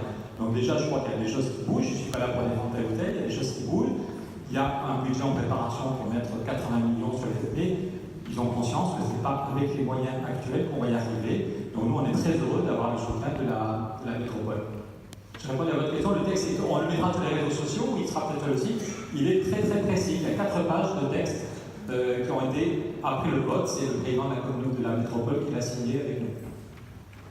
C'est un soutien qui demande au chef d'État de mettre en œuvre ce traité le plus vite possible. Et c'est très, très concret et très précis. Oui, personnellement, j'aurais une question à vous poser. J'ai apprécié vraiment, comme tous ceux qui luttent, c'est bon, comme tous ceux qui luttent pour un changement climatique, et prise en compte par les élus et les décideurs économiques. Donc effectivement, vous nous apportez votre soutien, vous nous apportez des idées, mais vous les avez donné des exemples sous la Troisième République avec la laïcisation de l'école, avec Roosevelt sur le programme de la victoire, puis ensuite la conquête de la Lune par les Américains. À chaque fois, vous avez cité des pouvoirs politiques forts qui arrivaient à s'imposer aux économies, et en particulier aux décideurs économiques. Le problème actuel, c'est que nous avons des pouvoirs politiques faibles. Vous avez cité Merkel, c'est faible. Macron a perdu beaucoup de poids. Et ces pouvoirs politiques faibles sont tétanisés par la crise économique. Lorsque vous dites qu'il faudrait investir, moi je m'occupe de bateaux, donc il faudrait investir pour des bateaux plus modernes, il faudrait investir pour que les quais des ports soient électrifiés, etc. On nous répond emploi, on nous répond perte de compétitivité, et donc on a l'impression que nos élus sont pris entre deux feux. Monsieur, pardon, comme il faut qu'on rende à ça, pour les autres, pardon. Sont pris entre deux feux. Si on pensait que Mme Merkel et M. Macron allaient sauver le monde tout seul, on ne serait pas là. Si Jean et moi, on a une vie personnelle, on est fatigué, on est tous les soirs en débat, on a déjà été reçu 7 fois à l'Élysée, il y a 120 députés qui nous soutiennent, ça monte tous les jours. Mais si on pensait, il y a besoin d'un mouvement citoyen très fort. Quand Nicolas Hulot démissionne, à 3 reprises, il dit qu'il y a une inertie du pouvoir, il y a des lobbies qui bloquent, donc on veut qu'il y ait un lobby citoyen qui fait bouger les choses. Vous savez, je suis en train de lire un bouquin sur la théorie du dentifrice qui me dit que pour que le dentifrice sorte, il faut 2 mouvements. Il faut en même temps débloquer le bouchon, parce que si le bouchon est complètement bloqué, ça ne sert à rien d'appuyer, il faut aussi appuyer. Et donc nous, on fait le travail de plaidoyer. On a déjà été reçu 16 fois à l'Élysée. Là, un député en mars a dit qu'il faisait tout pour faire dans tous les députés. On est au Bundestag dans 3 semaines. Hier, on était avec le conseiller politique de Pedro Sanchez. On fait le travail de plaidoyer, mais on sait bien que ce travail de plaidoyer ne suffit pas s'il n'y a pas une pression citoyenne très forte. Donc est-ce que chacun de vous, dans son réseau, là, notre objectif, c'est que parmi les 3 associations de parents d'élèves, a priori, on voudrait que les 3 associations de parents d'élèves soutiennent notre projet. Que des mouvements qui d'habitude ne sont pas d'accord, dans les syndicats agricoles, il y a des syndicats qui s'engueulent depuis des années, on aimerait qu'il y ait 2 ou 3 syndicats agricoles qui soutiennent notre projet. Voilà, et donc est-ce que chacun de vous se dit, bon, je n'ai pas tout parlé, je n'ai pas tout compris, la route vous parle trop vite, mais globalement, ça va dans le bon sens. Est-ce que vous vous dites, au lieu de dire Merkel et Macron ne sont pas à la hauteur, est-ce que chacun de nous fait le maximum? Et si chacun de nous fait le maximum, peut-être que ça va bouger.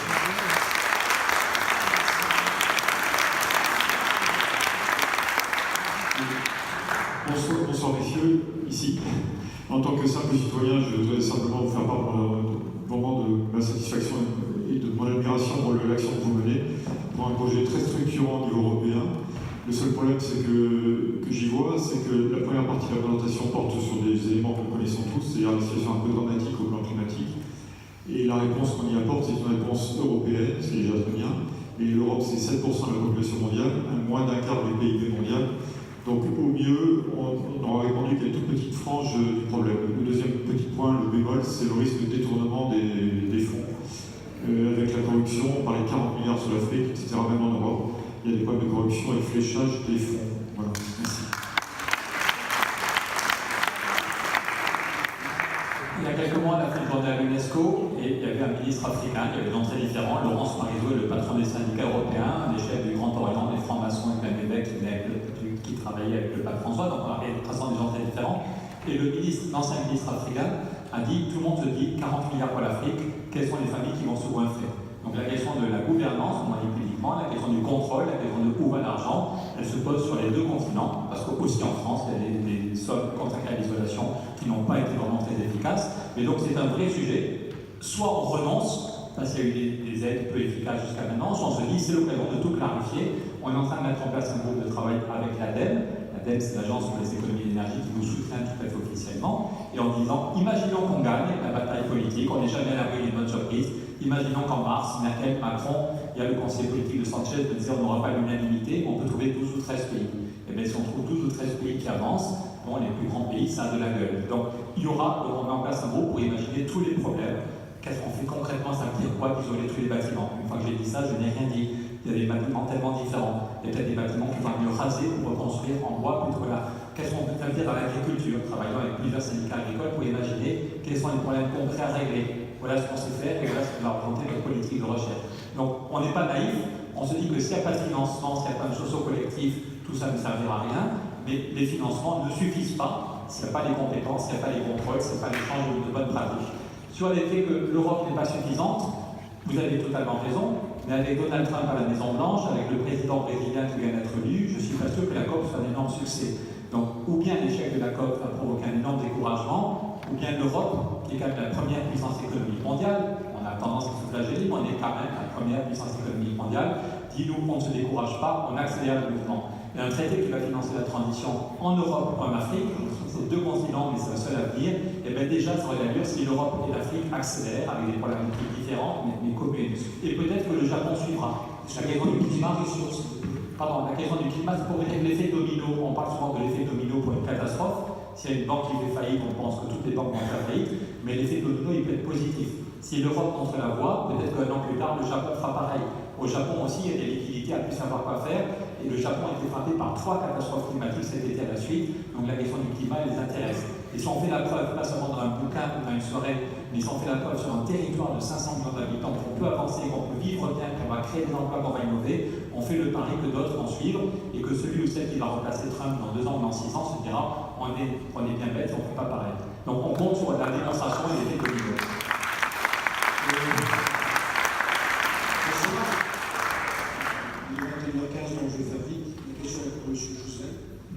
Vous avez indiqué qu'il fallait pour que l'on puisse rester à 2,5, vous avez indiqué qu'il fallait rester 90% des réserves d'hydrocarbures du charbon en terre.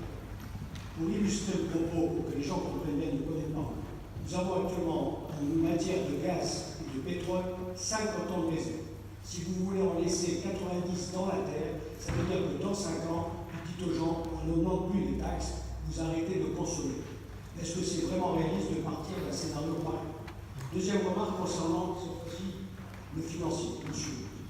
Quand vous ne parlez pas de prêt, vous parlez de prêt, de dons européens. Quand vous dites on leur donne 50% pour isoler leur maison, vous parlez de dons, vous ne parlez pas de prêt.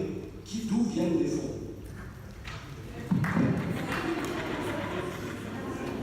Non, très brièvement, vos chiffres sont parvenus, mais pour l'État. Ce qui est important, c'est qu'il y a 2 points qui sont importants. Premièrement, je pense que c'est important de maintenir le climat bien en dessous de 2 degrés, c'est très clair. Donc on peut toujours dire que ce n'est pas possible. Bien sûr, je reconnais les difficultés, mais c'est clair que c'est ce qu'il faut faire. C'est-à-dire qu'on a plus qu'une dizaine d'années d'exploitation du combustible fossile lors du point actuel. Et les chiffres sont tout à fait clairs. Donc après, on peut dire que ce n'est pas possible, mais je redirais que ça fait 30 ans qu'on dit cette chose-là. Ça aurait été beaucoup plus facile de s'y mettre il y a une vingtaine d'années. Du GIEC, voilà, c'est tout. Donc je suis d'accord avec vous que la difficulté, ensuite, c'est un changement effectivement fondamental de production d'énergie, par exemple, qui est à mettre en c'est extrêmement difficile, mais je crois qu'il faut faire le maximum pour effectivement limiter le réchauffement climatique. Ce n'est possible que si on fait un énorme effort d'efficacité énergétique. Si on continue à avoir des énormes voitures, autrefois une voiture faisait 500 kg en moyenne, maintenant elle fait en moyenne 1500 kg pour transporter 1 ou 1,5 personnes. Si on continue à consommer autant d'énergie, il n'y a pas de solution. Donc la solution c'est sobriété, soi-même, changer un peu son mode de vie, efficacité énergétique, ce qui suppose des investissements. Et après ça, peut-être que j'ai parlé trop vite, mais on explique qu'il y a des prêts au zéro, c'est l'argent de la Banque du climat, ok, et puis on veut un budget de 100 milliards.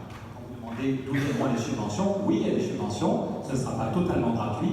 L'école est gratuite, par exemple, totalement gratuite. Là, on ne peut pas, et ça n'est pas souhaitable, et chacun de nous devra rembourser un petit prêt au zéro. La moitié de la facture sera payée par des subventions, vous recevrez un chèque, et l'autre, vous aurez un prêt au zéro, vous allez rembourser sur 10 ou 15 ans, parce que vous ferez des économies sur vos dépenses de chauffage, sur vos dépenses de climatisation, et tous les mois, vous vous souviendrez que vous donnez quelques 10 ou 20 euros, et ça vous poussera à ne pas laisser les fenêtres ouvertes et baisser. Voilà. Donc c'est tout à fait faisable. Je finirai, enfin il faut, on prend 2 questions et puis on s'en va. Il faut vraiment qu'on rende la salle et qu'on... Oui, bien sûr. Allez-y.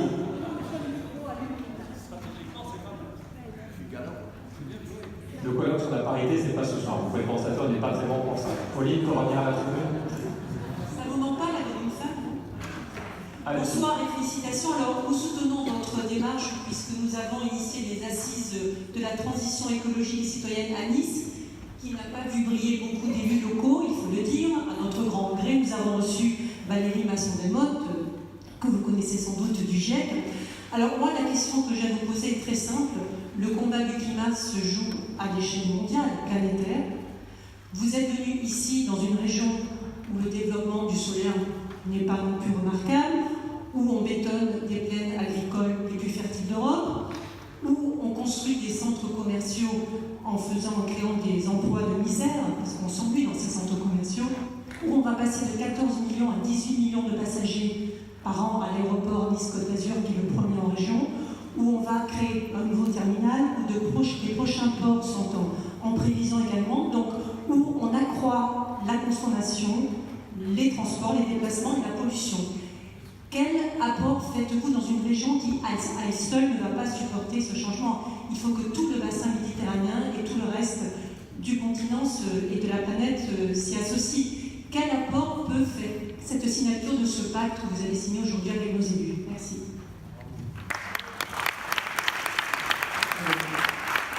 Je pense que si on est là ce soir, c'est qu'on a envie de gagner la bataille. Il y a 3 semaines, j'étais à Mouansartou, invité par des amis qui, depuis 30 ans, font un boulot fabuleux à Mouansartou, à un salon du livre. On parle des questions de climat, de biodiversité depuis 30 ans. Et Malou, la responsable du salon, quand je lui ai dit que je reviens à Nice, invité par Christian Estrosi, pendant 30 secondes, elle s'est décomposée. En disant, mais je vous parle franchement. Elle dit, mais attends, Christian Estrosi, il y a 20 ans, il se foutait de nous. Je lui dis, ok, peut-être, mais si tu ne parles que des gens qui étaient convaincus il y a 20 ans, on ne va pas gagner la bataille. Moi, je suis très heureux quand Alain Juppé vous avez dit non il y a 1 an. Les maires ruraux de France, il y a 5 ans, j'en avais déjà parlé au président des maires ruraux, on avait déjà réfléchi à cette campagne, et ça lui rentrait par une oreille, et ça lui sortait par l'autre. Et là, le dernier texto que j'ai reçu, c'est le directeur des maires ruraux qui me dit qu'il sera demain à l'Assemblée Générale dans l'Ain. Voilà, parce qu'aujourd'hui, peut-être que, voilà, moi aussi j'étais élève de René Dumont, j'ai fait l'agro il y a 30 ans, certains ont ricané de René Dumont, alors qu'il avait raison à 99%. Mais est-ce qu'on est content de voir qu'il y a des élus qui s'en foutaient il y a 10 ans, il y a 20 ans, qui aujourd'hui se mettent en mouvement? Peut-être parce qu'il y a eu 12 morts et que voilà les inondations.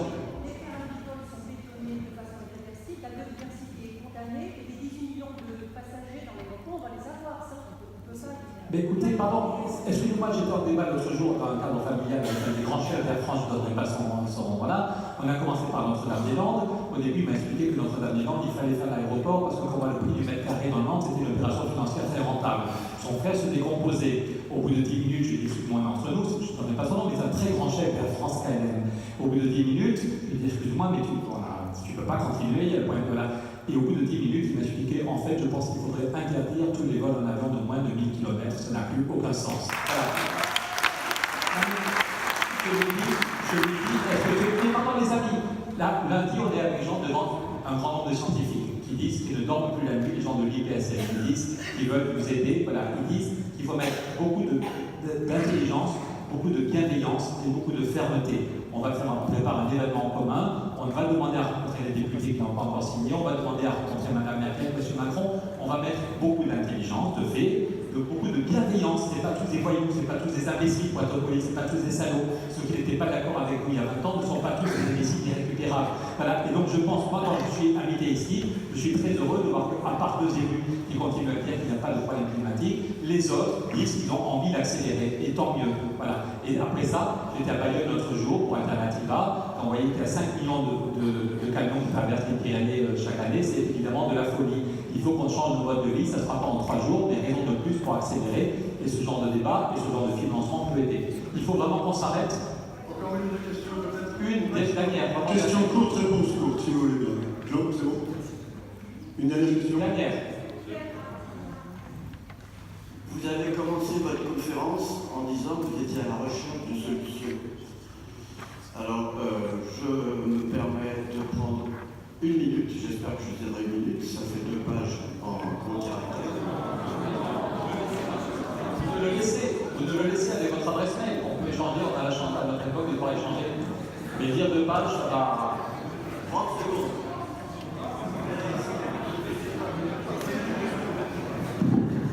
Une dernière question. Oui.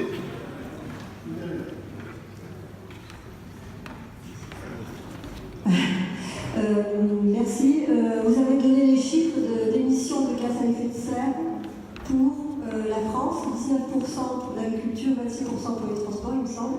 Mais je pense, et vous allez le confirmer sans doute, qu'au niveau mondial, l'agriculture dépasse de peu, ou en tout cas touche le même niveau que le transport.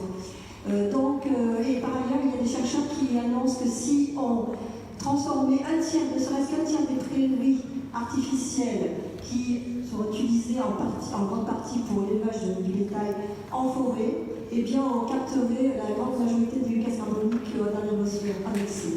Est-ce que donc vous ne pensez pas qu'il faudrait des mesures vraiment incitatives importantes pour que la population change d'alimentation?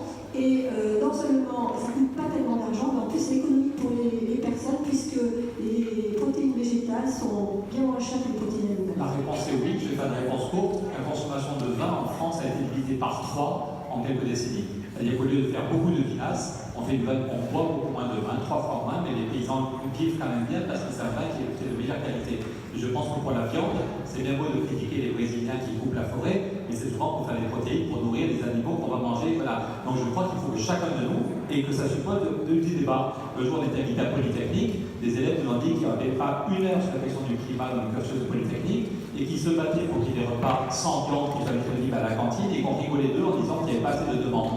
Donc c'est par le débat, peut-être qu'il faudra faire des lois, il faudra peut-être faire bouger les règles du jeu, c'est un référendum, peut-être qu'on pourra adopter, mais c'est d'abord par le débat, c'est en expliquant aux gens le problème climatique est réel, la question de l'alimentation est un des facteurs clés, et on peut vivre très bien sans manger de la viande tous les jours, et sans partir en vacances. Merci à tous. On a pu rencontrer des âgés, vous êtes tous les bienvenus pour vous engager. Merci, bonne soirée.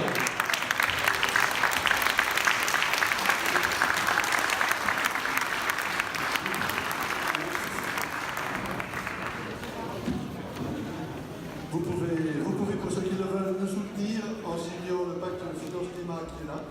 Vous avez plusieurs documents.